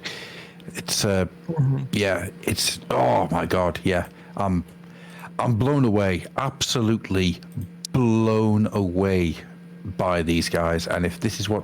It's good stuff. Yeah. This is really getting me. So, moving on. The Dawnbringer Crusade itself is coming. So, what is this, do we think? Is this a narrative campaign that's going to be occurring, just the latest narrative campaign? Or is it like the Broken Realms? Is it moving towards like the end of Third Ed or something? Well, originally I looked at it and went, oh, well, so that's the end of Third Ed. And then I thought, nah. Yeah, I'm not so sure of that. I don't think it is, because Third Ed's it's kind of new, isn't it? Or rather, it hasn't been around that long. 2020. I think this is like maybe a midway point. What? Really? Yeah. Oh, so it could be. It actually could be then. No, you're absolutely right. I mean... Wow. Is it to do this now? Because it just sounded like it being called the Dawnbringer Crusade. Wasn't that what the beginning of Third Ed for AOS was? Yeah, but they never went anywhere with it, unfortunately. It kind of like, it stagnated. It just sort of stopped. Is this that? You get, I think it may be, you know. I think it might be like whatever they may have planned at that time. This may be it, you know. But it's nice to. I'm so happy that they're actually doing it now. 'Cause My we've had apologies. references to the Dawnbringer Crusades in all of the army books. My apologies. It was June 2021. Yay. I was going to say I didn't think it was that early, but even so, that's Still- longer than I thought. That's a It's lot still, longer still a than I while thought. ago. Yeah. It's still enough for an edition to have had its day, that's for sure. But then again, it's still going quite strong, third ed. There's still a lot of books to release. There's still, you know, so I think this is more, you know, midway, 2/3 point, to be honest. Yeah. But I'm so glad they're doing it. I'm so glad they're doing it because one of the things I've wanted to know more about since their inception is the Dawnbringer Crusades, what they're doing, what their dynamic is, what's happening with the other races. And I mean, what really shocked me, and I was so shocked by this. The first book is based around the Maggotkin of Nurgle, you know, one of the earlier armies released in third ed, and we've got a new Harbinger of Decay. Oh my god. Bloody hell. I mean, whoa. that is may be- how you bring a miniature back. Good Yeah, God. Absolutely. Surprised, really surprised, because that miniature is a holdover from 5th ed Fantasy Battle. It's been around for a bloody long time. I've got the original metal one when it was just the Chaos Lord of Nurgle on demonic mounts. That's what it was back then. Now it's a dedicated entry in the Maggotkin of Nurgle, and they are really weird. Their background is actually really disturbing. There's this section in the Maggotkin of Nurgle where it talks about when like the trilobe moons rise in a particular formation, the worshippers of Nurgle gather in these secret conclaves, and there's something to do with like children that are offered up on altars, and these guys, they're called Huskmen, the Harbingers, turn up from Nurgle only knows where and take the children away with them. And nobody knows what they do with them, whether they become new Huskmen, new Harbingers. And what they act like is like sages to the Maggotkin of Nurgle. Nobody really knows where they come from. And even the other Maggotkin are kind of scared of them. They've got this aura of fear and of dread about them, which is really kind of cool. Do you know what really gets me about this guy, right? And I want to see if you guys have seen it. Can you see a reference to a Warhammer Fantasy Old World model kit from the late 90s, early 2000s? Late 90s, early 2000s. Yeah. If you look, there's a zombie head hanging off the hook on the side of the horse. Oh, and yeah. it looks so much like the old zombie heads he used to get from that zombie multi-part kit that I can't help but look at. 'Cause it doesn't look like any of the current zombies. It's too big. No, that's true. No, it's true. I keep looking and going, did they just stick an old zombie head on it to see if anyone noticed? I mean, what I love about it is the silhouette. They've done this with a lot of the Nurgle miniatures, actually, but if you look at them, they're all based on this triangular silhouette, which recalls the trilobe of Nurgle, of course. That's what it's designed to look like. And it's brilliantly done in this one. I think this is probably the most successful in that regard. It is, I'm getting this miniature. I don't collect the Maggotkin, I'm getting this miniature. Just to paint, just to put together. And it's absolutely. amazing. Yeah. I mean, there's a part of me that wouldn't mind actually getting two of them just to paint each version. Yeah. Because the they different look gorgeous. builds. Yeah. Yeah. Also, so I can take the absolutely. crow. It's such a The happy crow. crow. Yeah, He which is is- actually, I mean, it's a part of the original miniature too. You know, there was a crow with the original miniature as well. It's a lovely thing. He's actually just shouting, I'm not saying the Q word. I'm a crow, not a raven. No, okay. Doesn't matter. I get it, but you know. Good. You get it. It just wasn't very funny. I understand. I'm not hurt. Moving on then. Shall we talk about the next of the goopy releases that are coming out with the Dawnbringer Crusades? That being... Well, you know how we've talked for a long, long time about the Flesh Eater courts are a bit dull? Yes. Bah. So holy shit. Yeah, right. Holy shit. This talk about absolutely hitting the ball out of the park. This dude is amazing. I really want to know what the heralds are. Oh, Yeah. I want to know what the heralds are. I want to know the story about this. I'm excited for Age of Sigmar to get some momentum. Genuinely excited. I'm actually confused because apparently, according to the roadmap, this first book comes out during the summer. Oh. That's really quick. Oh, so soon, yeah. Yeah. So that comes out this summer. Autumn has books 2 and 3, with winter having book 4. So, good God. That's a quick release, isn't it? That is really, interesting. So it kind of makes me wonder. It's like, are we about to have a Age of Sigmar refresh with the Cities of Sigmar coming out? Much like Ninth had that weird halfway point refresh, if you remember that happening. Yeah. Yes, absolutely. No, maybe that's it. I think that's what they're aiming for here, just to get something new on the shelf, get it moving, and just try to give Age of Sigmar some more momentum, like narrative momentum. Well, because after the Broken Realms, my hopes are high. I just hope the writing is good. You know, that's what I really want. Yeah, I mean, I'm quite like the fact that book 2 has a big orc face on it. So get me the Iron Jaws, get running. The only way this would be better is if book 3 has a big Skaven face on the front, and book 4 has a big metallic dwarf face. Well, I mean, if we look at, we did see like 2 of the heroes, which one was a goblin and one was a dwarf. So yeah, that's right. A Fire Slayer, unfortunately, but you know, not so fond of the Fire Slayer. I've got to say, his face is odd. He's got tiny eyes, very tiny really eyes. Strange. Because of like the positioning of his beard and that crown thing he's wearing, it looks strange. It looks like his face and his brow is protruding beneath the crown, and it doesn't really work for me. No, I'd agree with you. I think the paint job doesn't help because it makes it look like he has like little lizard eyes. Yeah, and it kind of throws off and it puts into the uncanny valley. I mean, he's a Fire Slayer, and it's nice that the Fire Slayers are getting a new mini. That's he looks very much like the dad from the Traveling Thornberries. He absolutely does. There is actually yes. Actually, yes. Oh, my Gundy's beard. They're smashing. Wasn't that Tim Curry that did that voice? It was, yeah. It was indeed Tim Curry. And if you ever feel like things are a bit bleak, just find videos of Tim Curry in the recording booth doing that voice, because it's a joy to behold. That man is loving every second. Fun, yeah. Oh, it's the shit-eating grin that man has. I'm getting paid to do this. I'm getting paid to have fun. Yeah, really is. Which also reminds me that copy of Beauty and the Beast where they imposed Nigel Thornberry's face onto Belle. It's I watch that every now and again. It makes me laugh. Just so good. But yeah, no, I totally agree with you. Sounds good. So I just keep giving these characters weird voices today, and I can't help myself. I'm the lion.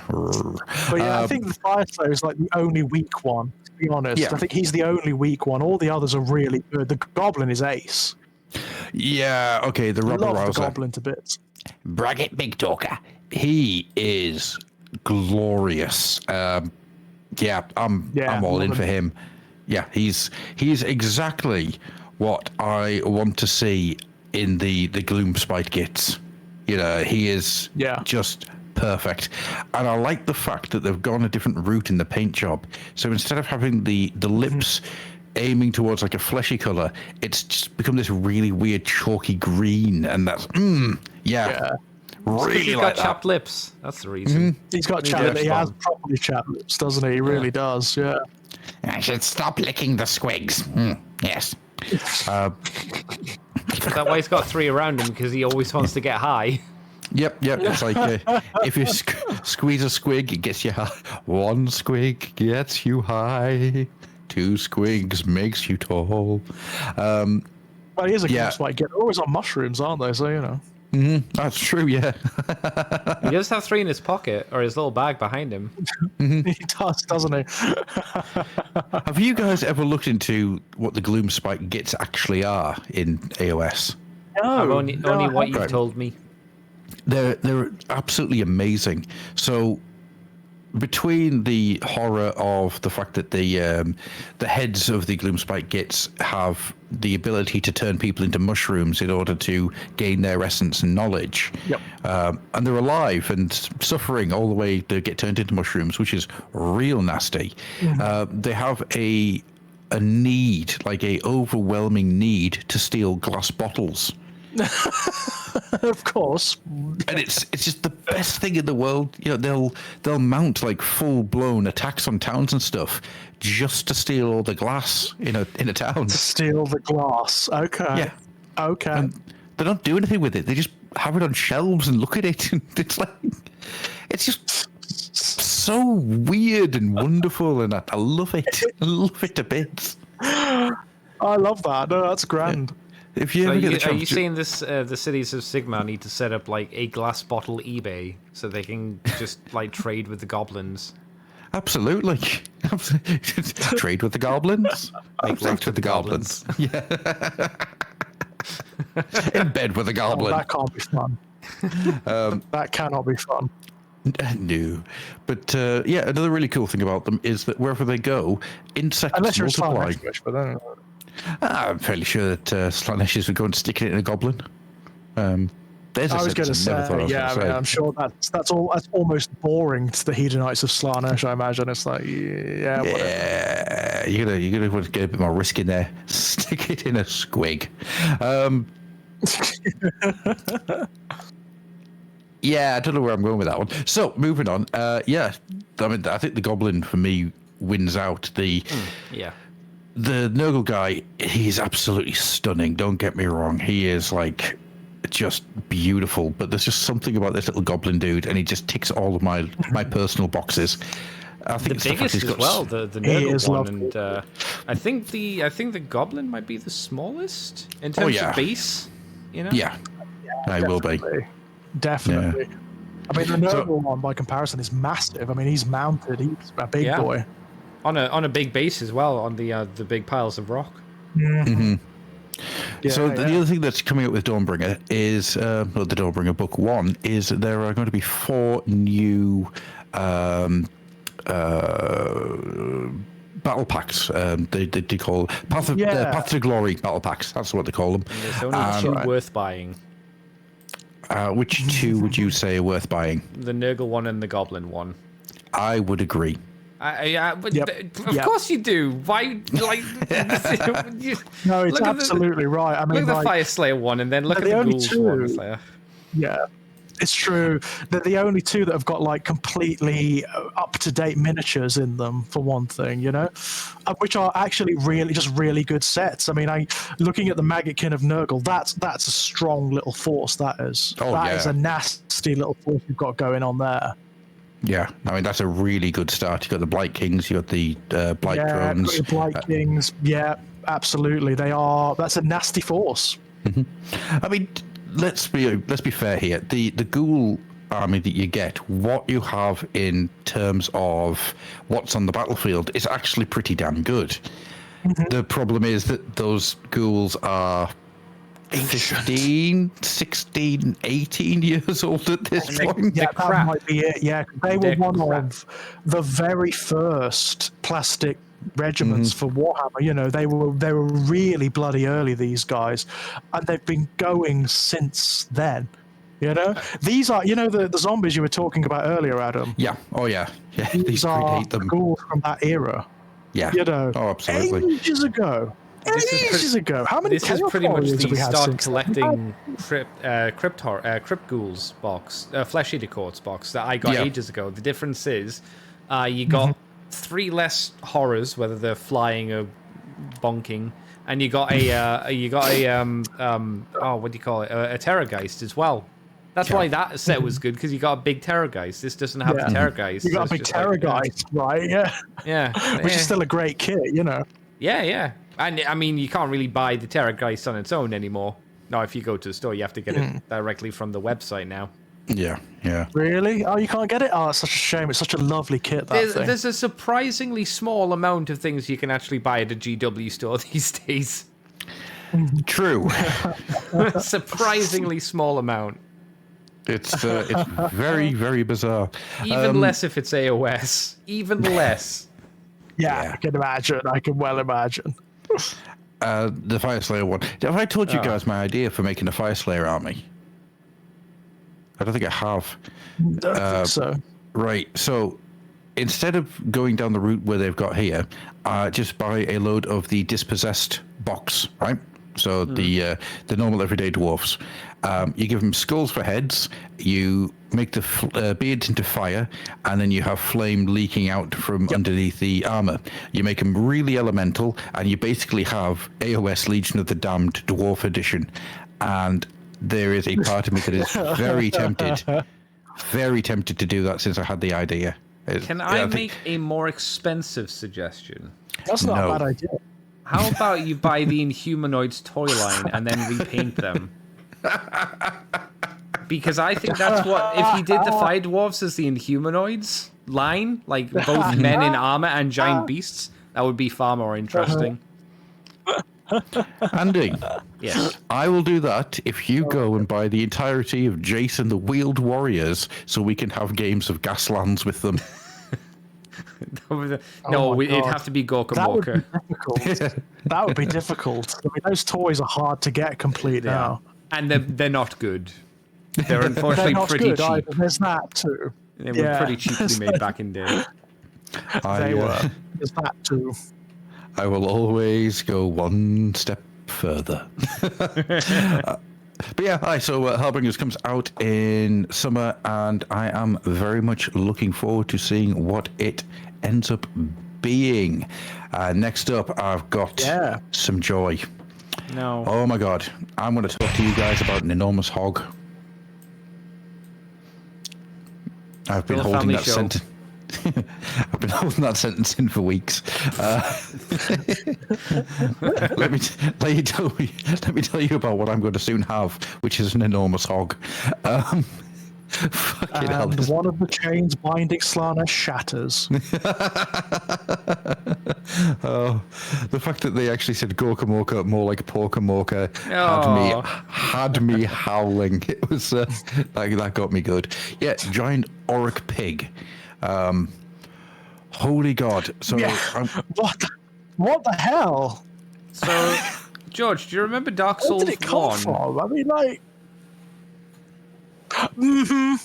Yeah. Dark Souls 1 pig. yes.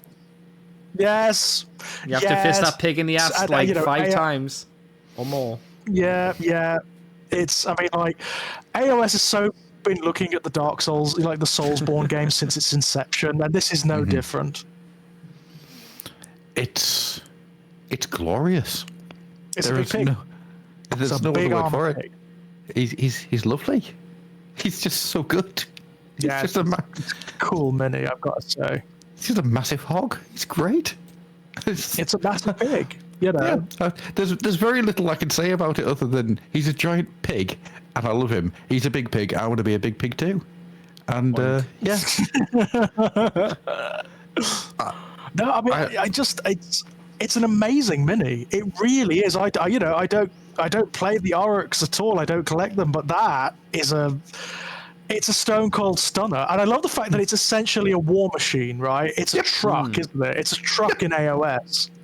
yeah, it's a giant armored pig.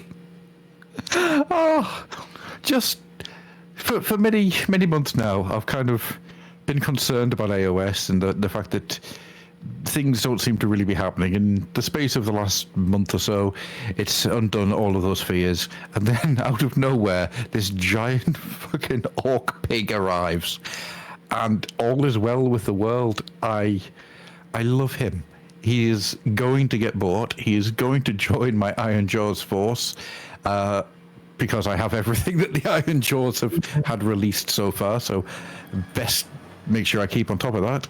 And big giant fucking pig with with a guy with an awesome mask, Mad Maxing his way on the side. I mean, it's brilliant. Health and safety be damned. That guy's just hanging on for dear life. Look at him. Just look at it all. The orcs have some really good like monster units in AOS. Like they've got the big pig, and they've got the big thick dragon as well, which I really like as well. The death cabbage. The toady, yes, the toady dragon. Mm-hmm. And if you wanted to, you could make the giant vulture better by putting a proper orc on it rather than the skinny orcs that no one likes. Yeah. Have you thought about doing that, Mr. Gruff? Actually, what I thought of doing was sticking a Fimir on it. Just so that'd work. Big, you don't want big to have like a grid. giant zoo of orc animal. Like the orcs have a giant zoo. It's just all of the giant animals across AOS. You guys know how my orc army works, don't you? Well, I remember you've got a wizard that likes to do the stomp attack. Yeah, that's true. So my Iron Jaws, in the narrative, they like to charge through woodland and stuff, scaring animals. So they have a line of poor defenseless forest animals in front of them at any given time, which they push towards the enemy to be slaughtered, giving them time to get in nice and close. So all of my orcs have some form of animal. They have a menagerie with them all the time. After you say that, I want you to make an orc army based around Jumanji. Pretty much what I've got. I want you to make one based around Joe Exotic. I think I want a tiger orc army. You may be wondering what. To be fair, an orc with that hairstyle would be amazing. I'd like to see an orc with a mullet. Yes, with that hair squig, the mullet hair squig. Yes, please. Bloody hell. Is now a good time to tell you about all the hair squigs I've sculpted onto a lot of my orcs? Because I'm a fan of the old second ed orcs with all the weird hair. So I made them. I'm sorry. Your wart snaggers and the like. Yeah. I still need to pick up a wart snagger just to have as a shaman. The new one, he's awesome. Yeah, I keep meaning to pick him up. I want him to join my Iron Jaws as a shaman. He would fit, wouldn't he? Actually, it would fit really well. You wouldn't even need to do that much, to be honest. Could you theme your shaman to be a hairdresser? So you give him a big pair of scissors, so it'd be thematic, so he could cut the hair of the squigs. I mean, it wouldn't. Barber. Oh my god! And he uses weird magic to help, keep the squig alive while cutting the hair, and he can also, thematic, in the game use the magic spells and whatnot. Absolutely, I love that idea. I think that has to happen. That's fun. Big pair of. You got to call him Sweeney. They call me Sweaty Todd, the demon barber of Orc Street. But yeah, I think that's enough discussing the giant hog. He's beautiful. He's awesome. I mean, it's big pig. Just a brilliant miniature, and it's massive, isn't it? I mean, it's really big. This miniature. Oh yeah, it's more crusher sized. It's big. That's the thing I can't get over. Piece, right? It's a centerpiece. Yeah. You build an army around this thing, right? All right. Again, I'll throw this at you. The Ossiarch Bone Reapers get a giant catapult. The Orcs get a giant pig. You see why I don't like the giant catapult? Why I'm annoyed by it. I understand where you're coming from. Big pig. But...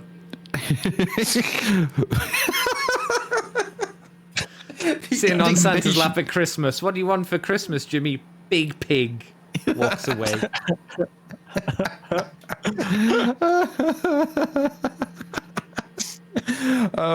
Yeah. No, I get you. I totally get you. You got to remember as well that the Iron Jaws are fantastic and have no bad miniatures at all in the range. Mod this into a Gorkamorka vehicle, so you've got like turrets on the side of it. That'd be fun. Oh god, I mean that's going to happen. That's going to happen. People in Fortnite are going to convert the hell out of that thing. They're going to just use like the battle wagon rules for it, and you're well away. Well away. Yeah, that's going to happen. You're going to see that happen. Absolutely. Yeah, of course you are. Shall we enter the realm of nightmares? We're talking about pricing on GW minis going up against something. So this could mean any number of things. Yeah. Well, I'm talking about Warcry. For Warcry, okay. Nightmare Quest has arrived, and that's a strange name. It's a really, really weird name, because Warcry has always been the name of the place, so it's been Warcry, the Gnarlwood, Shadespire, and then this one's Nightmare Quest, which, when it first got announced, I thought, oh yeah, a new Warhammer Quest has been announced. Oh, okay. Not so much, right? No, it's not. It's another Warcry set, but it's got some good stuff. It's got some Stormcast. Of course, it's got some bloody Stormcast. They look nice at least. Yeah, I mean Nice, they're at least. they're really. They're Stormcast. They're all right. I like the one with the skull face because I'm a sucker for skulls. Yeah. So. Yeah, I mean, and then it's got some, as Stormcast go, they're really good Stormcasts, yeah. I like the fact that they're a lot thinner and more lithe than we're used to seeing. That's quite cool. Yeah. On the other side, though, we've got some brand new ghouls, and holy shitty balls, these are amazing. Isn't it really annoying? Yes. Right. Again. What is the undead baboons? What are they? What? I have no idea. Not the first clue, but I like them. Politicians. The royal beast flayers of the flesh eater courts. That's what they're named, and See, they are like, absolute. There is no bad mini in this ghouls set. No. None of them. The most generic one is the little like grey browny one, which kind of looks more like a standard ghoul. Yeah. The better one is the one with the knife, but again they look a bit more interesting. Then there are the bigger ones, which again are more in more interesting poses and have, more importantly, better faces. There's one with a skull face. There's one with skull armor. There's one with a half of a dog on its back, and then you've got the cool Strigoi, which looks ace. Yes, He looks really good. He looks so it much. does. Do you remember how annoyed I was with the Strigoi vampire who was sitting in the chair, and I said he looked lame? This one doesn't have that issue. This one looks really good. Yeah, he is He does look absolutely good. bang on the money. Yeah. Well, how do you feel about the baboons? I don't love them. Back to the baboons. I don't love that. I don't hate the idea. I think there's something slightly off about. Maybe it's the proportions. Maybe I'd like their heads to stick out a little bit more. Maybe it's the poses. Maybe if they are gorilla-like things, I'd want to have its arms raised above its head, and it's generic beating its chest. But they're both in maybe too similar of poses. Maybe that's what's not getting me about it. I think the problem is that they look to me like really hard miniatures to take a photo of, because if you Maybe it's hard to explain, but if you can kind of zoom in on them, it looks like the heads jut out more than the photo allows you to see. There's a kind of optical illusion that happens with both of them, which flattens down the heads a lot. So I think if they were turned slightly more to the side, you'd see how far forward the heads go. But then if you did that, you lose a lot of the side view. So it's a decision they've had to make. And I think that's where it gets weird.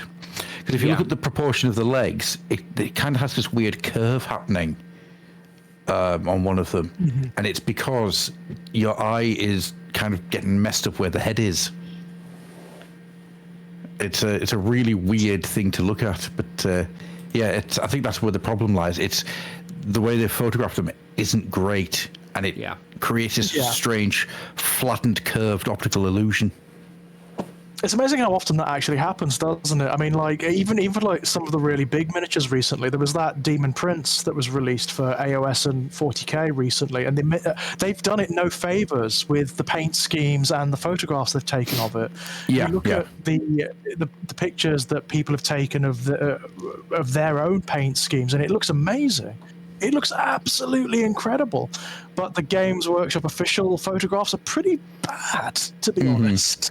Yeah, there's a few of them, unfortunately, like that. Andy, I've got an important question to ask you. Now, are you going to be getting any of the Askurian True Blades for your vampires? For your Sawblight? No, I'm going to be getting them for Warcry. Okay. You want to get a little bit of Warcry, are you? Well, I know that you'd like to play it. I'd like to have a full warband that's usable. I think they're a good choice. I said I liked them before, and I still like them. Still think some of the hair is maybe a little bit much for me, but I think these are still one of the better sets that kind of get me the way I want it to. Yeah, that's. I really want to get back into Warcry actually, because I really enjoyed all the time I've had with it, and buying a little team of. It's really fun because you kind of have a certain amount which you have to do, and once they're done, they're done. That's it, and then you right. can start on something else. Yeah, and it makes. That's why I got into Underworlds before I played it and went, oh, never mind. Yeah. Won't be doing that again. Yeah. Mistake. That's why I asked you earlier this week, like, what do you think about Kill Team and Warcry? And you're like, They're both really good. Both really I'll good. give them a try. I'll give them a buy, rather. I won't be able to give them a try for a while, but I'll be prepared for the future. Well, once you've got yourself all set up, we'll arrange meeting up at some point and having a little game or two. Hooray! Yeah, and a Warcry set is more portable than a full Warhammer or 40k army. Sorry, AOS or 40k army. That's another thing, right? That's another thing. Yeah, absolutely. But I do wonder, is this heralding, as they tend to do, is this at long last heralding like a new Ghoul box set for... If there is a new Ghoul box set coming, I mean, it would make sense because they would be using that Path to Glory box set to empty out the ghouls that they've got. Yes, it does. Everything seems to be pointing that way, doesn't it? So just think, in like 10 years' time, the people be like, man, I really want to get a pack of those old ghouls. Yeah. Oh, yeah. That'll happen, and it'll be the weirdest damn thing in the world. And I'll be in the nursing home going, oh, God, where am I dead now? What happened? Hey, should we move back to the 41st millennium? Yes. With some Gallodark. Oh, hello, yes. Right, there's a couple of reasons why I wanted to talk about this. This is the Kill Team thing, right? It is, yeah. Okay, thank God. Okay, that's fine. It is. So, first of all, there's Beastmen. There's Beastmen. Oh my God, are there Beastmen? No snails, though. There should be more snail Beastmen, damn it. We've talked about the miniatures in depth in an earlier episode, but I just really wanted to point out how absolutely top-notch these guys are. They're brilliant. But the big thing I wanted to talk about is the photos that they've taken. Oh, they are. The photos they've taken of Gallodark. And, oh my God, I absolutely adore this style of photography. I don't know what it is, but having that really zoomed in, claustrophobic photos taken works so well for me. Yeah, I really like them. So yeah, that's all I really wanted to say about them. No, it is good stuff, and it looks like a good set. Actually, it looks like a good fun set. I mean, you've got your Votan, obviously, so. I mean, but my goodness, those Beastmen are something else, aren't they? Yeah, they really are, and I think this box might have to be one I get, because it really is just getting my attention big time. There's loads of stuff in here. I mean, the fact that stuff in Kill Team has a home in 40k as well, which means right now between this and Blackstone Fortress, you can run a Chaos Beastmen 40k army, which is mind-bogglingly good. Yeah, I mean, it's a bit of a throwback as well, isn't it, to days of yore when it was still possible. Yeah, absolutely. Big swing indeed. The last time that was possible was Second Ed. Yep. In time ago. Demon World Army. I seem to remember. It was an appendix army. That's right, yeah. Book. Yeah. Good God, I'm going right back through the mists of time there. Yeah. I also really like the fact that one of the Beastmen has a gas mask and is throwing a stink bomb. That makes me unbelievably happy. But yeah, the Gallodark looks really nice, and yeah, I just really wanted to bring that to people's attention. Andy, have you got any thoughts on Gallodark? Because if you're interested in Warcry, are you interested in Kill Team? I am interested in Kill Team, but not these ones. Oddly enough, I've technically got the Necron one, though that's visually a bit disappointing. I don't have any of the cards or anything with it. The one that interests me the most is the Kassakan one, the one that's always sold out seemingly. I'm like, I like them. Yeah. Yeah. So or shall the we move Death on? Corps. Death Corps would be nice as well. Yeah, absolutely. Should we move on to the next part of Kill Team then? Before there is 2 new little forces coming in a box set in the Ashes of Faith. More side Imperium stuff, which is fun. I am in for It's this. always good to see, right? And there's a couple of things that go through my head when I saw this. One is absolutely, this is the type of stuff that I want to see in something like Kill Team. It's just more absolutely beautiful brilliance. The servitors, just look at the servitors.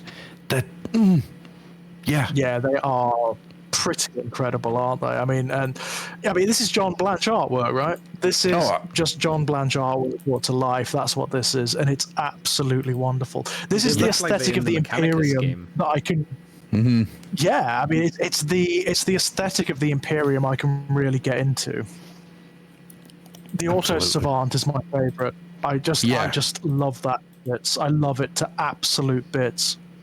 I mean, my favorite guy is the guy with the ball gag and the shotgun, mostly because he's a trouble starter, punking instigator, fear addicted, danger illustrated. He's a fire starter, a twisted fire starter. He is a fire starter, a twisted fire starter.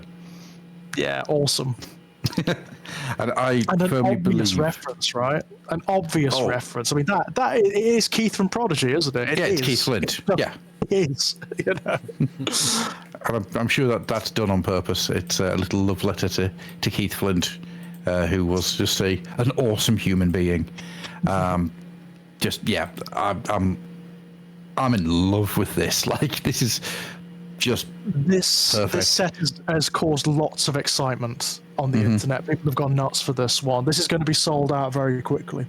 Yeah. If this is the guy from Firestarter, why isn't Noel Edmonds in the Chaos Cult part? Is Noel Edmonds the direct opposite of Keith Flint? Well, yeah, he's evil, and Keith Flint only wants to start a fire, and then there's Noel Edmonds who brought Mr. Blobby, a demon of Nurgle, into the world. Essentially a demon into the world, I can see where Andy's coming from, actually. I can see the logic here. The Galapox, why didn't you paint one to be Mr. Blobby? Well, that would fit. Now that the Galapox are available in their own box set, I've been looking at them going, it'd be really good just getting 3 boxes of Galapox and then just converting the shit out of them and making a little 40k Galapox, because I love the Galapox infected. I think they're amazing. Right, we'll talk about the chaos side of this in a moment. First of all, there's something really interesting that I want to talk about when it comes to the inquisitorial agents, and that is there's no Inquisitor. Why is there no Inquisitor? Because you're the Inquisitor. Oh.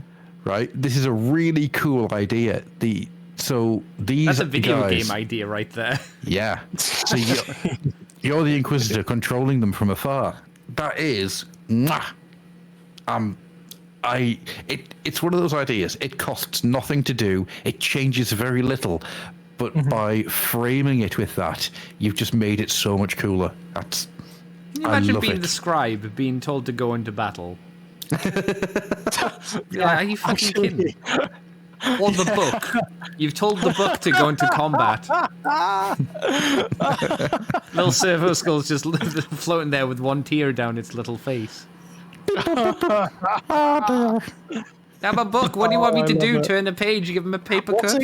What exactly do you want me to do? Hurl myself at them? I mean...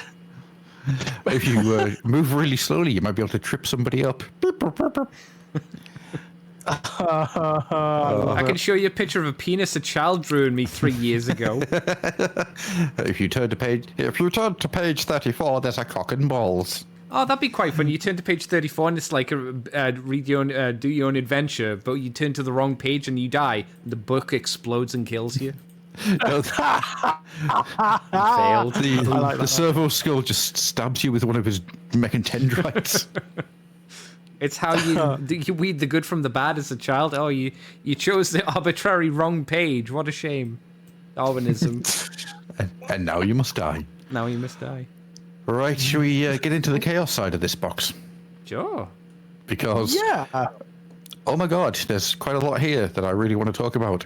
I was going to say it's quite big, isn't it? There's a lot of stuff. Are these these aren't new though, are they? They're used Some of from them other are, things. some of them aren't. The Right. the cultists, all the cultists are from the Chaos Space Marine release Okay. last year, I believe.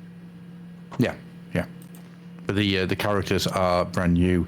And so you've got 2 of the Witch King turning up, which is kind of a weird experience. You've got one guy with armpit tentacles who, I bet he smells really bad. You got, I'm sure that's the mouth of Sauron, just in the middle. And then you've got a guy. That's a Dark Eldar, right? It could be a Dark Eldar. Yeah. I also think that the design aesthetic from Blasphemous has made an appearance here. And then you got this guy with a giant head, who I am sure is a Castlevania villain. Yeah, I mean they're all miniatures from the Chaos Cultists from the Ninth Ed book. You know, when they expanded the range. So you've got like the different gradations of cultists. You've got the lesser cultists. I think they're called torments. They're the really big mutated ones. And then just like the cultists that are mutated, but they're not quite there yet. Yeah. I feel sorry for the guy with the giant head. He's just so unhappy. It might be smart. It's okay. Yeah, it's so sad. No, I love them. I mean, these are, for my money, these are the best Chaos Cultists there's ever been, like in miniatures terms. They look so interesting. I love the Nazgul guys. Love them. Oh yeah, they're really cool. I like the entire concept of this kill team. So you're coming out of the space hulks of Gallowdark, and you're entering a planet that is the city of Deepwell. That's it, the planet of Exalus. And I love the idea of being able to just go, right, here's this planet. This entire season of Kill Team is going to be based around this world, and it's going to be the push and pull of chaos versus order, and I'm really into that. Really into that. It looks like they've introduced a mechanic for the Chaos Cultists as well, where they spontaneously mutate.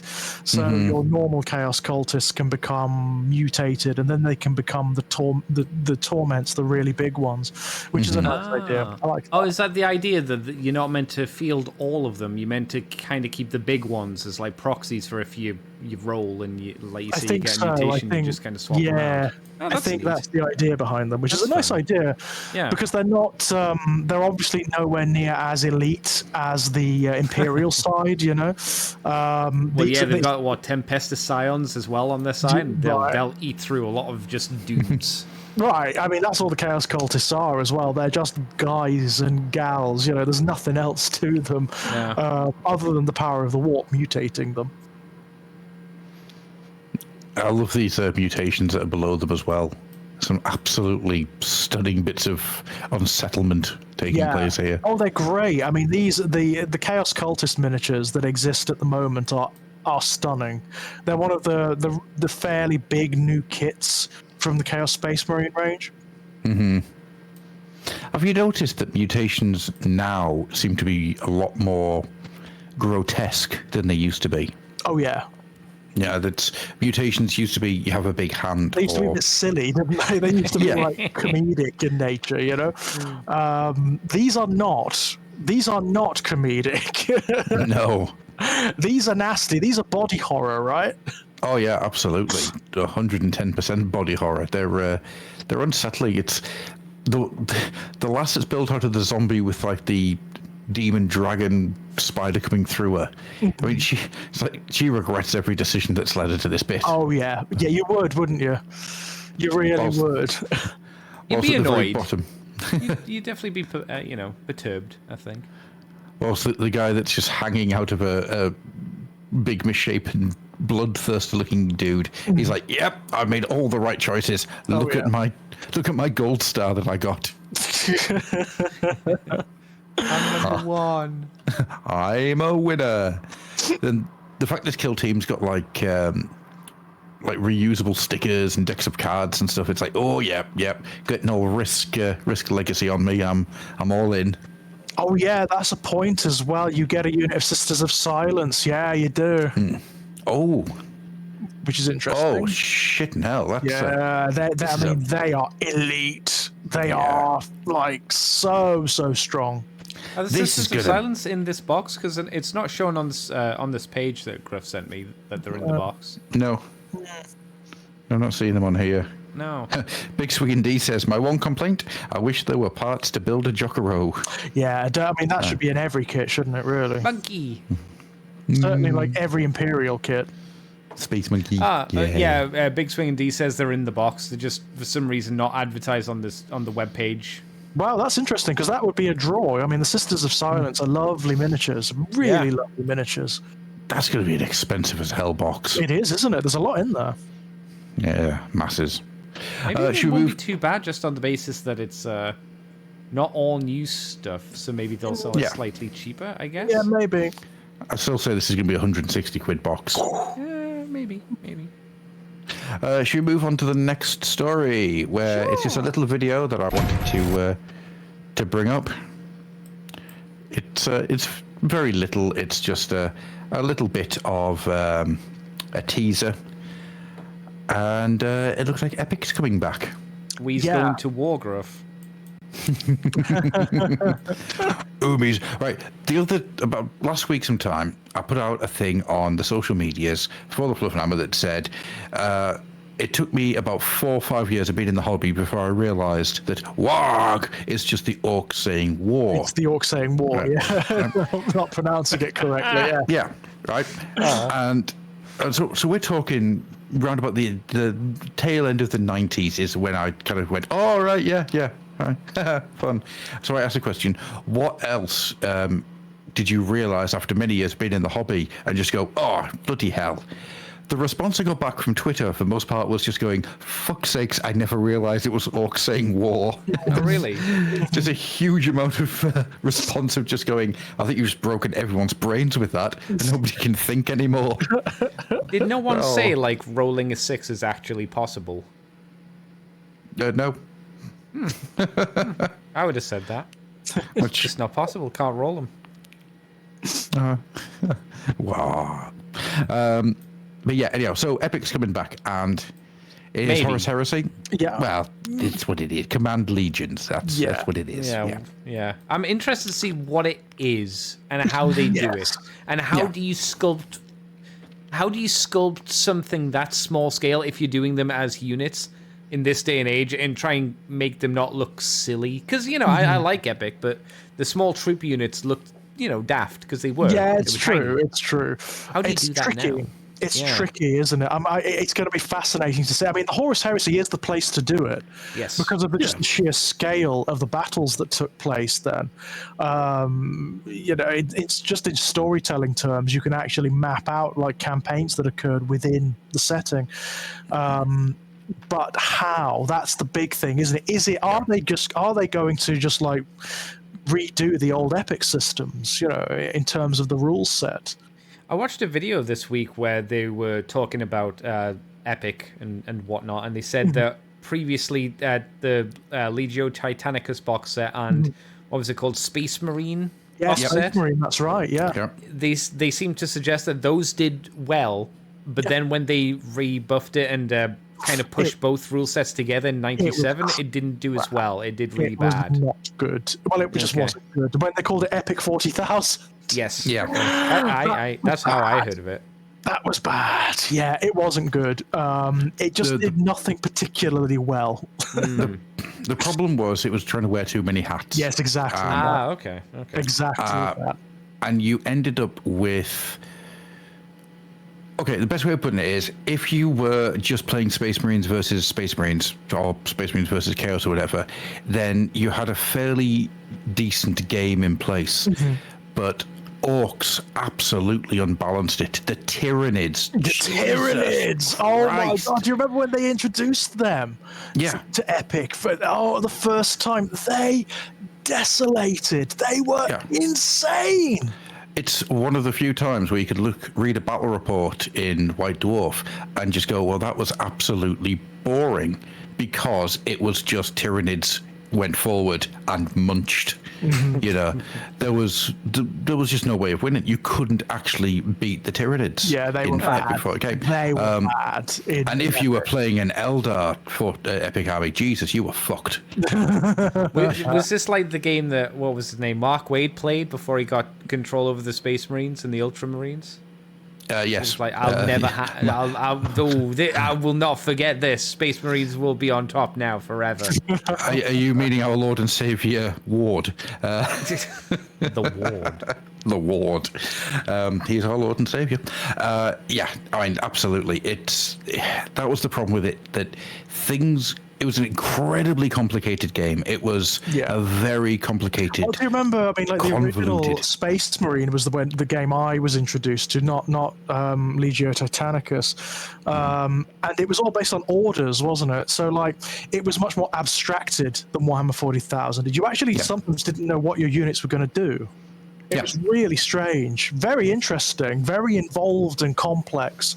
But it was really all about. I mean, that version of the game certainly was all about the big miniatures, wasn't it? The infantry was chaff. You know, it was there as a kind of distraction, ablative armor, that kind of thing. It was all about like the greater demons, the big bio titans, the Mega Gargants, Mega Gargants. Yeah, of course. And the Imperiata, because I my love the Imperiata. god, yeah. My god, yes. And what I loved about the Mega Gargants was they were so ramshackled that their engines would explode and there would be fires all over them, and you'd have to spontaneously put them out with alt riggers and whatnot.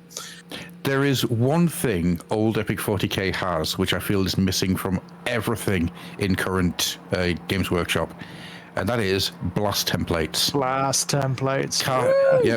Big Swing and D mentioned the blast markers, and I mean, there is something about getting the foot of Gork and making it roll, but not having the little foot template to put on top of people, just for that added misery that you can get to people, you know. And I feel that the great thing about those things were, especially with rank and file, you knew exactly where, like, you would twist it around. How can I get the most out of this? Absolutely. Yeah.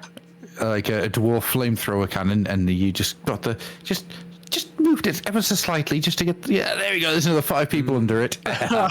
Fallen giant. Oh, the fallen giant. Giant template. Yeah. Oh my god. Love him. I've got the Storm of Chaos book, and there's a part of me that wants to photocopy the fallen giant and blow it up to like A3 and just have it on the wall. Just look. Everybody just look at it and go, yeah. You know what you should do for like a stupid Fluffin event? You should copy that tile and then redraw the giant's face to be like you, me, or George, and you can just give it out to people at like a meetup. I'm in. Love it. Love the idea. Collect all 3. Yeah, that's what I do. Yeah. So one would have to be the fallen giant. One would have to be an undead giant, and the other would have to be a chaos giant, right? Oh, there we go. Yeah, absolutely. Perfect. Staying in the Horus Heresy, shall we have a look at some Space Marines on jetpacks? Woo. Oh, yeah. Well, this is a bit weird, because when's the last time we saw a CAD model as an announcement? That's weird.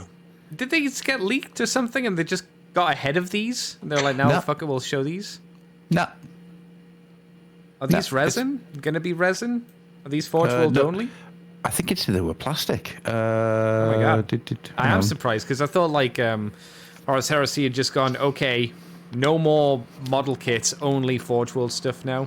I thought that's how it was. I don't know what's happening with Horus Heresy yet. On one hand, I haven't really kept caught up with it, but also on the other hand, every time I look at it, I get confused and scared. So I stopped doing it.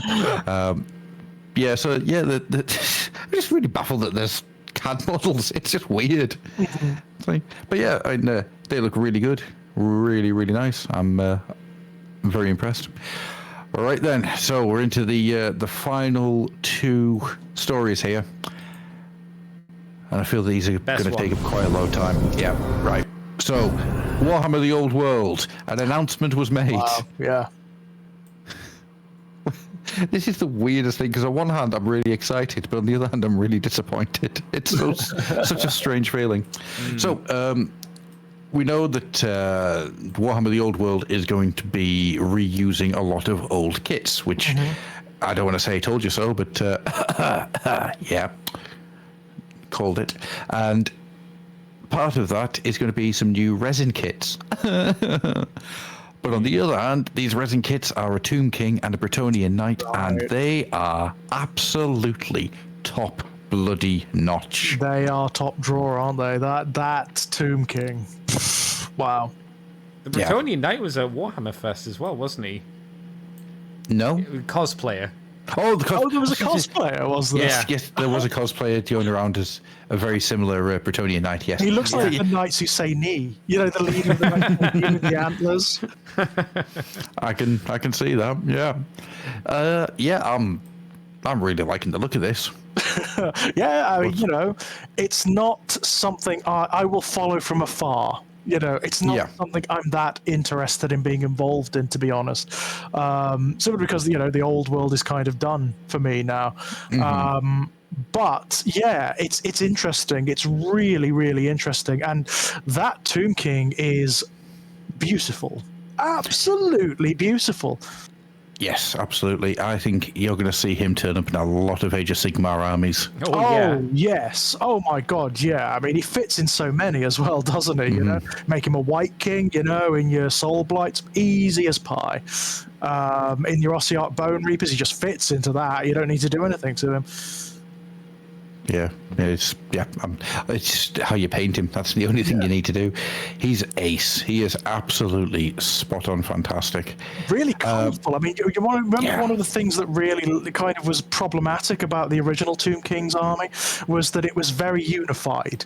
It was mostly bone with little flashes of blue or red or whatever, and that could make it a little bit boring. Certainly to paint, it could be really boring. This guy is dynamic. He looks great. Absolutely. There's a line here that I want to read to you guys, because if the old world wasn't already confusing the shit out of you, this really will tip you over the edge. New models for the game will be released in Citadel Plastic and Forge World resin, and they'll join a whole range of resurrected and revitalized miniatures from prior editions of Warhammer Fantasy Battle in plastic, resin, and metal. What? What? What?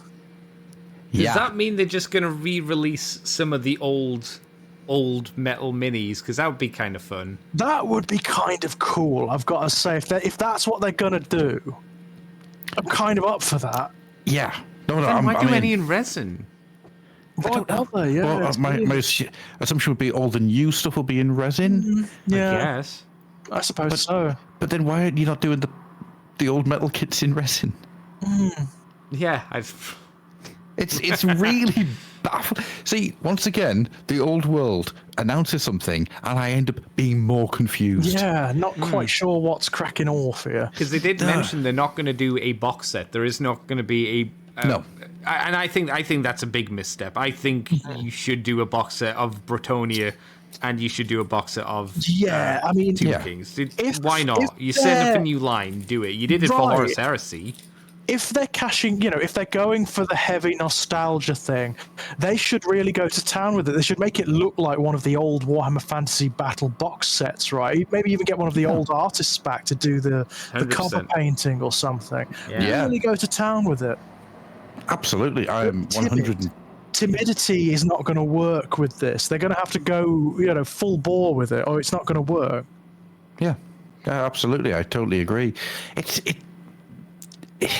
It's just weird to me, because every time I think I'm getting a hold and a handle on what the old world is going to be, the sands shift again, and I'm just left with, What is it? Kings. Very good. It's the Tomb King stirring, isn't it? Yeah. Oh, shit, no. Man, if only there was like a design team panel or something at a fest where people would talk about Warhammer. That might have been useful. Because I honestly thought that this would have had a larger announcement at Warhammer Fest. Yeah. Like a Q&A or something, at least. Yeah.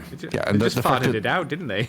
Pretty much. Yeah, just, there you go. Yeah, there's some stuff. There was actually people walking up and down the queue saying, you'll have to manage your expectations. And it's like, what the hell are you doing? Yeah, don't be timid. That comes off as like a little coy, doesn't it? It doesn't really work. No, this needs to get bombastic in order to work. And yeah, and absolutely. this is, I mean, like, newer players are not really going to be going for this, are they? The people who are introduced to the game via AOS or they're not really going to be going for this. This is going for a very specific market. Absolutely. Yes, the total. It's going for the video game market. It's going for the Total War Warhammer market. Yeah. And I don't think we can underestimate that and just go, oh, it's just for the oldies. It's like, no. This is going to be. If this was done and pushed heavily to the video game audience, this could potentially do quite well. Mm-hmm. So maybe what they should have done is a crossover, like a proper crossover event, you know? Well, I don't understand why they're not announcing like Bretonian characters from the game. It's like, at least here is horses. Well, it's so the way I would be doing this right now would be, for example, you take a Tomb King character from Total War 3. You take a Bretonian character from Total War. I know that they're not actually Total War 3 characters, but stick with me. Yeah. And you get them front and center on the box. I mean, it's no accident that the Tomb Kings and the Bretonians are the ones front and center here.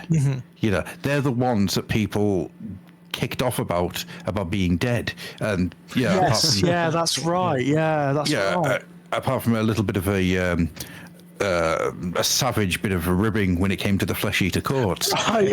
The suggestion that the Bretonians became the Flesh Eater courts. Yeah. Which is beautiful. Yeah, love that. Yeah. They should lean into that, quite frankly. Oh, I've been saying that for years now. But it's weird to not lean into that because Andy is absolutely bang on the money. This is off the back of the success of the Total War games. Ah, right. Too late, in my eyes. Oh, yeah. Unless there's going to be a Total War 4, which I don't think there is. The rumors are they're going to be moving on to 40k, a 40k equivalent. Of course. Right, okay. That's going to be weird. Yeah, I think interesting. I have no idea how to do it, but no. I would have liked them to do AOS, but I don't think you can. I don't think it's possible because there's no defined area. Right, that's the difficulty, isn't it? That's the issue with AOS. There's no defined place because it's always expanding and changing and magical. And there's like loads of different realms. It's like, how do you encapsulate that in a game? Yeah, it ends up just being too big. Yeah, absolutely. Agreed with you on that. Unless you're going to do like, instead of going for like an RTS or whatever, you go for like an open world game or something. Well, yeah, I mean, me and Andy have discussed this many times, that it needs to have like a Skyrim style game. In the vein of Elden Ring, where you do have multiple worlds of realities all melding together. That would work. And it's weird because you say this and 40k, you go, oh, but that's a galaxy. No, there is a map. There is a defined map that a design team can look at and they can go, planet here, planet here, planet here. Yes. What do we do with these planets? Blah, blah, blah, blah, blah. It's easy enough to do. With AOS, you can't really point to anything. Trickier. Here's a base to work from. Yeah, you start off at Glimsforge, and from there you can get to various other places. Yeah, but it doesn't really work like that, does it? It's not that defined, And you can't. And as a third-party company, as CA, you're not. I'm pretty sure you wouldn't be allowed to define it. Because how can you define it? Because if you define it, it's either your property or you have to have it confirmed by GW. Yeah. Exactly, and that actually takes away some of the core appeal of the Mortal Realms, right? Which is their malleability. Yeah. I mean, there are the center of the Mortal Realms is mappable, completely mappable, and it has been mapped multiple times. The civilizations and stuff that have existed for thousands of years that have risen and fallen, and they're all there, and you can see it all. But the problem you've got is that they all stack on top of each other. Yeah. So you've got 9 realms. Each of them has a world that would be as big as the old world was, but is continuously expanding outwards. Yeah.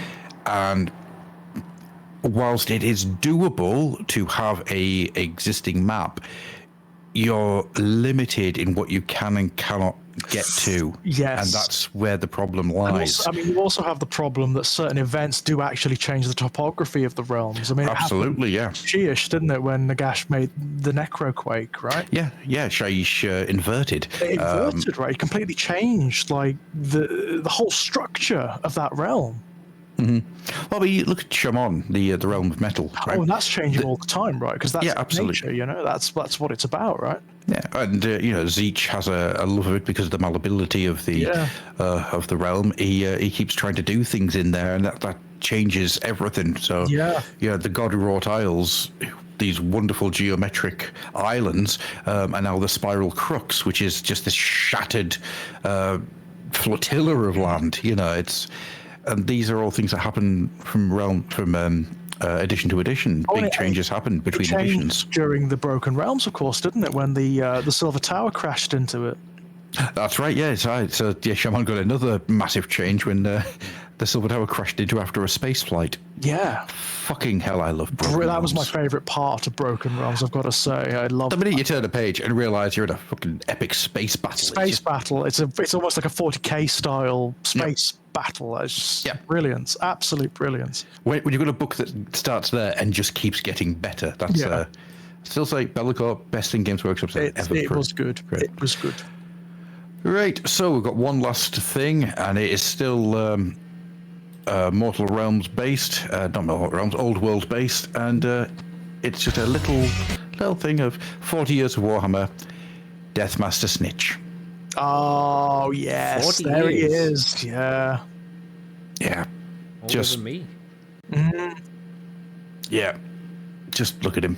Oh, and that's actually, I mean, that miniature, that's classic, isn't it? It's really good as well. There's a reason. Yeah, there's a reason I've still got one. He is absolutely just top notch. It's a good mini, that one. Back when the Skaven had that weird simian look to them, I miss that. Look at him. Just look at him. He's done a lot in the background as well, hasn't he? I mean, do you remember in that in the Storm of Chaos campaign when he killed Votan? Yep. The resurrected Sigmar. Yep. And he, if you remember, Snitch basically sealed the deal on the end times. Yeah, absolutely. He had a real part to play. Does he still exist, Adam? He never died, as such. I mean, obviously, he died when the world exploded. And the old world exploded. Yeah. But his soul is still out there, right? He can still come back quite easily. Well, there is rumor that he is actually a Vermin Lord. That would make sense. Yes. So one of the Vermin Lords, I cannot remember his name now. He's a master of shadow and stealth. And whenever he appears, the room darkens. Everything kind of fills up with this eldritch, horrible mist. You can't see anything. And there's just a pair of red eyes just floating in the darkness. Wow. And then you get a big warp trident thing through you. So he ascended, right? He basically went the route of a demon prince, effectively. Yeah, pretty much. That's really cool. I like that. He deserves that kind of status, actually, after the old world. If you're going to officially bring him back, that's what they should do with him. Absolutely. I think him and Queek desperately, they should be Vermin Lords, and they should be named as being Vermin Lords, because both of them are just amazing characters. They deserve that, right? They deserve that status, especially considering what he did at the end of the old world. I mean, he was part of facilitating it, wasn't he? Well, yeah. I mean, you got Snitch on one side, who set off a domino effect by killing the Dwarven King on a mountaintop. If you remember, that it was really just the Dwarven King was standing on the mountaintop, and Snitch just goes, shh, and you're dead. That's it, that was it. There was no ceremony to it whatsoever. It was literally just dead. Well, that's what he was, wasn't it? He was all business. I remember his descriptions in the Skaven army books. He was all business, wasn't he? And in his time, he's assassinated demigods and dragons and all sorts of things. And if you think at the same time, you've got Queek, who was just devastating the Eight Peaks by absolutely laying ruin to everything around him. Mostly because his heads were shouting at him. Oh man, Queek at the end of the end times was not a well rat. No. Yeah, the pair of them basically made the end times happen. A lot of it comes down to the Skaven. If the Skaven hadn't done a lot of the things they'd done, the end times couldn't have happened. No, it's true. And I think they all deserve to have more. I mean, Thanquol's still around. Yeah, Thanquol's still knocking about. I mean, still one of the primary characters, obviously, of the Skaven, you know? Yeah, and as is the Warplock guy. Shit, now in the big steam powered armor. Oh, yes, I can't remember his name off the top of my head. Ikit Claw. That's right, Ikit Claw, yeah. Ikit Claw exists as a Skaven Stormcast. Oh, right? Brilliance. Oh, So- that's grand. Is he still building nukes? Yes, literally yes. Good. Basically, he was a possessive force that was just possessing Skaven, and until he managed to capture Hamilcar, the Stormcast. He stole part of Hamilcar's essence and basically imbued it into himself, so he can now possess armor in the same way that the Stormcast can get reborn. Oh, God, that's brilliant. That's grand. So he's basically, every time you kill this version of Claw, he just goes back to his little burrow, inhabits a new suit of steam-powered armor. Fantastic. And it's... Once again, the Skaven in the background are incredible. Awesome, yeah? Yeah, just absolutely. Somebody somewhere loves the Skaven, and Yeah. they keep getting these one. It's why I want this Dawnbringer thing to have a real rejuvenation to the Skaven. 'Cause Yeah, they need it, and they kind of deserve it, because they're one of the very few races from the old world that are almost entirely Warhammer. You know, Yeah. they're not derived from some other source as such. You know, they are their own things. yeah, But they are absolutely. represented, unlike the Dark Elves. Yeah, Still. True. still right. Yeah, the Still. Umbraneth. I mean, we keep hearing stuff about them. We keep hearing that they're going to happen. We have 7 miniatures, I think. Yeah. Is that what we got from Yeah. Warcry? Yeah. Yep. But they've got to happen. They've got to happen because, like, not only are the Umbraneth like one of the principal races supposed to be in the background, but they've also, I mean, one of the gods, one of the only gods of the, you know, ostensibly of order is yet to be released. So that's got weird, to be isn't it? done. It's got to be done. And Malarion, they've got to do it because it's going to be amazing as and when they do. Absolutely, yeah. The big thing about them is that someone somewhere has actually sculpted it, but it just hasn't ever had a release yet. And it's one of those rumors that keeps kicking around. Come on. It's been kicking around for a long time as well, hasn't it? Has he been put on the same shelf as Fulgrim? Well, I mean, I still stand by the notion that they were almost done with Fulgrim, and then it got seconded into Morathai for whatever reason. Yeah, that's. I wouldn't be surprised on that one. There's a wonderful little thing in this article as well. Do anybody else remember when green jelly babies were used as warpstone tokens? I remember that very well. Yeah. Yes. That's great. Yep. That was actually suggested, wasn't it? I remember them saying that in White Dwarf, use green jelly babies. Yep. So you had Andy Chambers eating a green jelly baby every time he used warpstone. Yeah. Was the picture next to it like an Animorphs picture of him turning into a rat? Oh man, I've been reading up on Animorphs. Oh, That I'm series sorry. is fucking messed up. Yeah. That is a messed up series of books. Right, and that is all of the news for this evening. So we're going to finish off very quickly with a little what did we do in the last few weeks, because we didn't do that at the beginning of the show. Andy, what have you been up to over the last few weeks? What exciting things have you got to say? Oh God, I haven't really been doing anything hobby-wise apart from going like, hey, how easy would it be to make a 3rd edition army, and then looking on eBay and going like, oh, never mind. Yeah, not Never easy, mind. right? Yeah. There's ways and means, Andy. We can sort stuff out when I've got some parts that I need. I was actually looking at like metal Vlad von Karstein and stuff, and some of the old metal ones aren't too expensive. The newer one, he's a bit more expensive. The one that they did from metal and is also in resin as well. He's a bit more expensive. I looked on GW's main website because I remember at one point there were some that were made to order and they're not there now. I was like, yeah. never mind. I mean, should be what would you made to order. if you were going to do an old world army? What would you want to do? It's difficult because I wouldn't say no to Tomb Kings. I wouldn't say no to just orcs and gobbos. Maybe gobbo, that'd be quite fun because I don't really have goblins, and it means I could get like the classic river troll as well. Yeah. Oh yeah. And I could get 3 river slags as well. Yeah, the old riders. Yeah. I mean, the old stone trolls as well. They were just great. Yeah, they were lovely. They're the best. Yeah, I don't know, something like that. I mean, I wouldn't even say no to like re-getting all of the main demons. Like, I'd like to get the metal corn dude again. The bloodthirster, the keeper of secrets, because that's when I got into the hobby around when those 4 came out. And the first multi-part stuff came out. Yeah. Yeah, those were revolutionary. I mean, it's hard, they're quite old now, but those were revolutionary miniatures when they came out, especially the Great Unclean one. Well, they came out just at the same time as the multi-part kits. That's right. Yeah, they were amazing. It was a big step up for Chaos. It was great. It was a big deal. It really was. And hardly any other range had miniatures like that. All those Chaos Warriors were all shoulders but no neck. Yeah, I love it. Ones, yeah. I still prefer them to the Chaos Warriors you get now. I mean, they're different. They're fun. I wouldn't say they were better, but I still prefer them.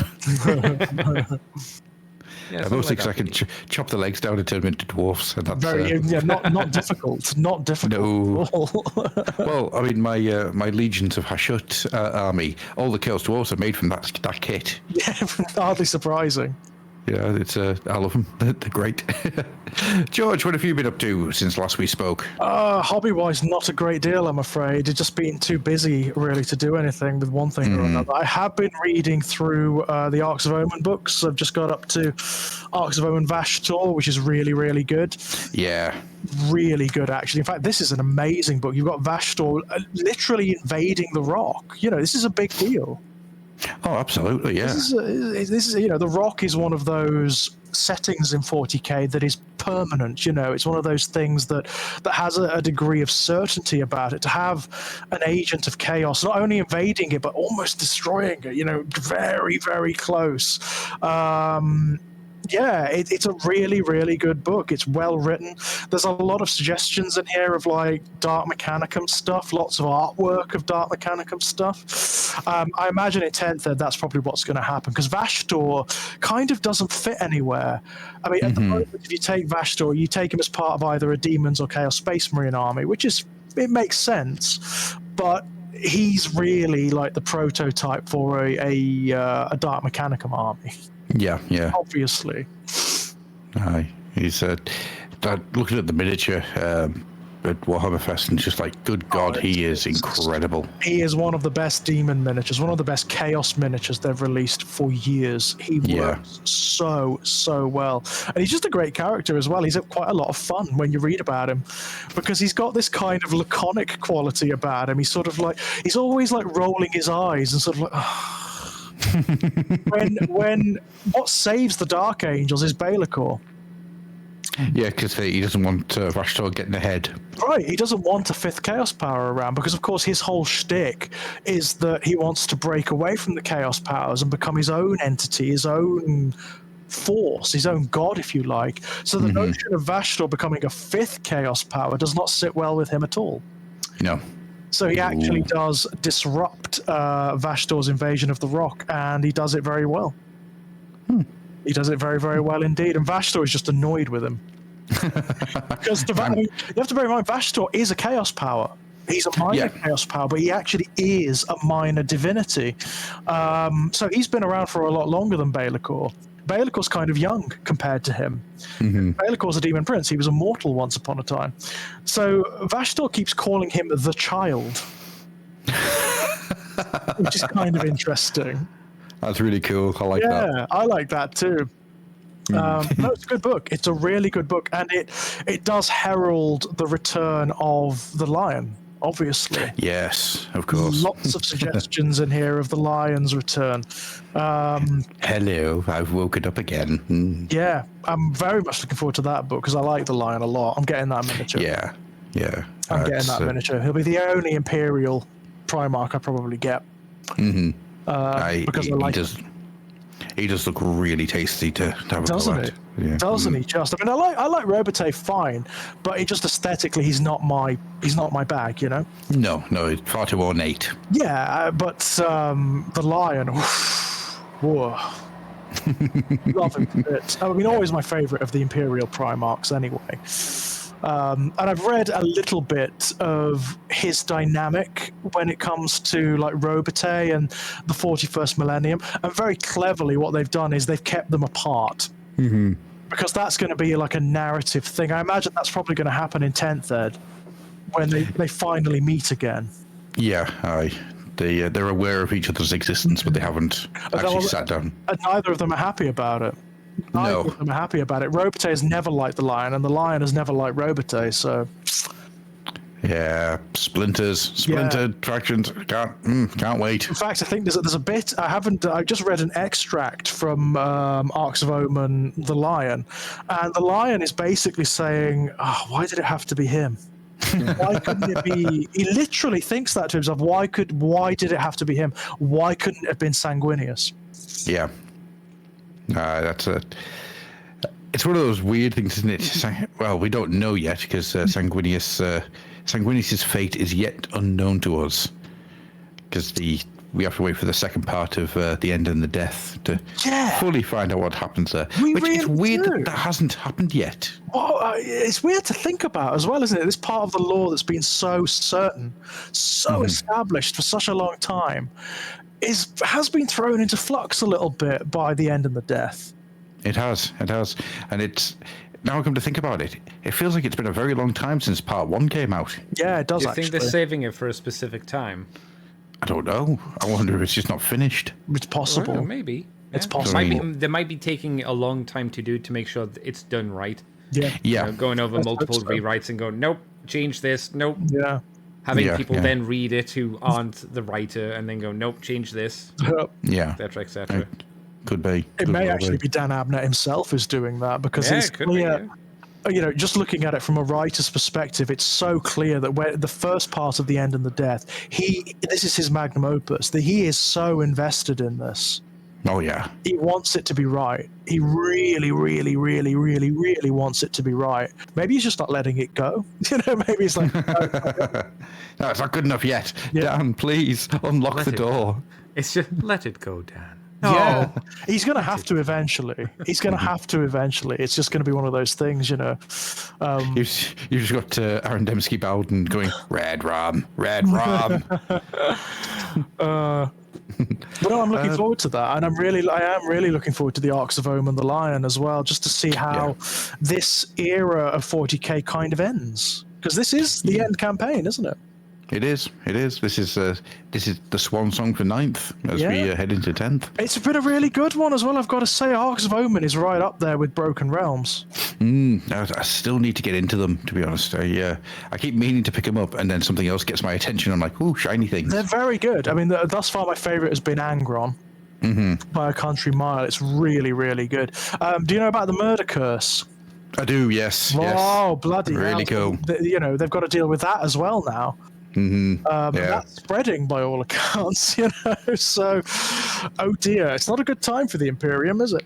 It never is. Never is. No. The fun thing about the Imperium, it's always shit. Yeah.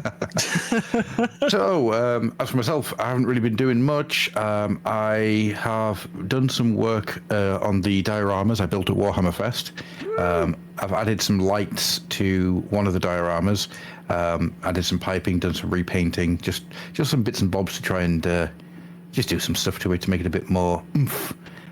Which I'm almost done with one of them. Then I'm going to add some lights to the second one, which will be fun. Pipeson, my Titan made entirely out of pipes that I built at Warhammer Fest, unfortunately fell off the shelf and shattered into pretty much his component parts. No! Pipeson is dead, I'm sorry to say. Oh, what a shame. You can use him as scenery, I suppose. Yeah, I'll find some use for Pipeson. It's just really sad because it's like, do you remember many years ago on Top Gear where Richard Hammond suffered a head injury and started talking to his car as if it was a real person? This is a thing that actually happened. I'm going to guess nobody remembers this happening. He's had so many car accidents, they all blend together. Yeah, yeah, they do. He was like in a injury-based psychosis at one point during the recording, and nobody kind of noticed until it was too late. He got sorted, though. That's the main thing. I was starting to feel that way about Pipeson. So it was like, whenever I was in my office, I would look at him and just go, Pipeson, you're amazing. And then when he took a nosedive and I couldn't get there in time and he smashed it, I was like, no, my boy. To which my actual son thought was very funny. So yeah, that's the thing that happened. Other than that, I haven't really done much else. Just haven't really had the time since getting back. Just been busy. That's really about it. So we shall then bring this to an end. It's been a monster episode this evening. So we shall start with Andy. Andy, where can people find you if you so wish them to hide in your bushes so you could take target practice with an orc shock attack gun? Twitter, Twitch, YouTube as Decayed Andy, Rotten Corpsey Boy. And you can find me on the Moonbase 2 podcast where me and Mikey talk about Transformers. Just go Moonbase 2 Transformers podcast, and we're in lots of places. Awesome stuff. George, if people wanted to resurrect themselves as some kind of John Carpenter-ish red-handed devil in your general vicinity, where would they be able to do so? Anywhere in my vicinity, to be perfectly honest. You can find me over at Exaggerated Elegy on YouTube, where I do lots of Let's Plays and podcasts about all sorts of things.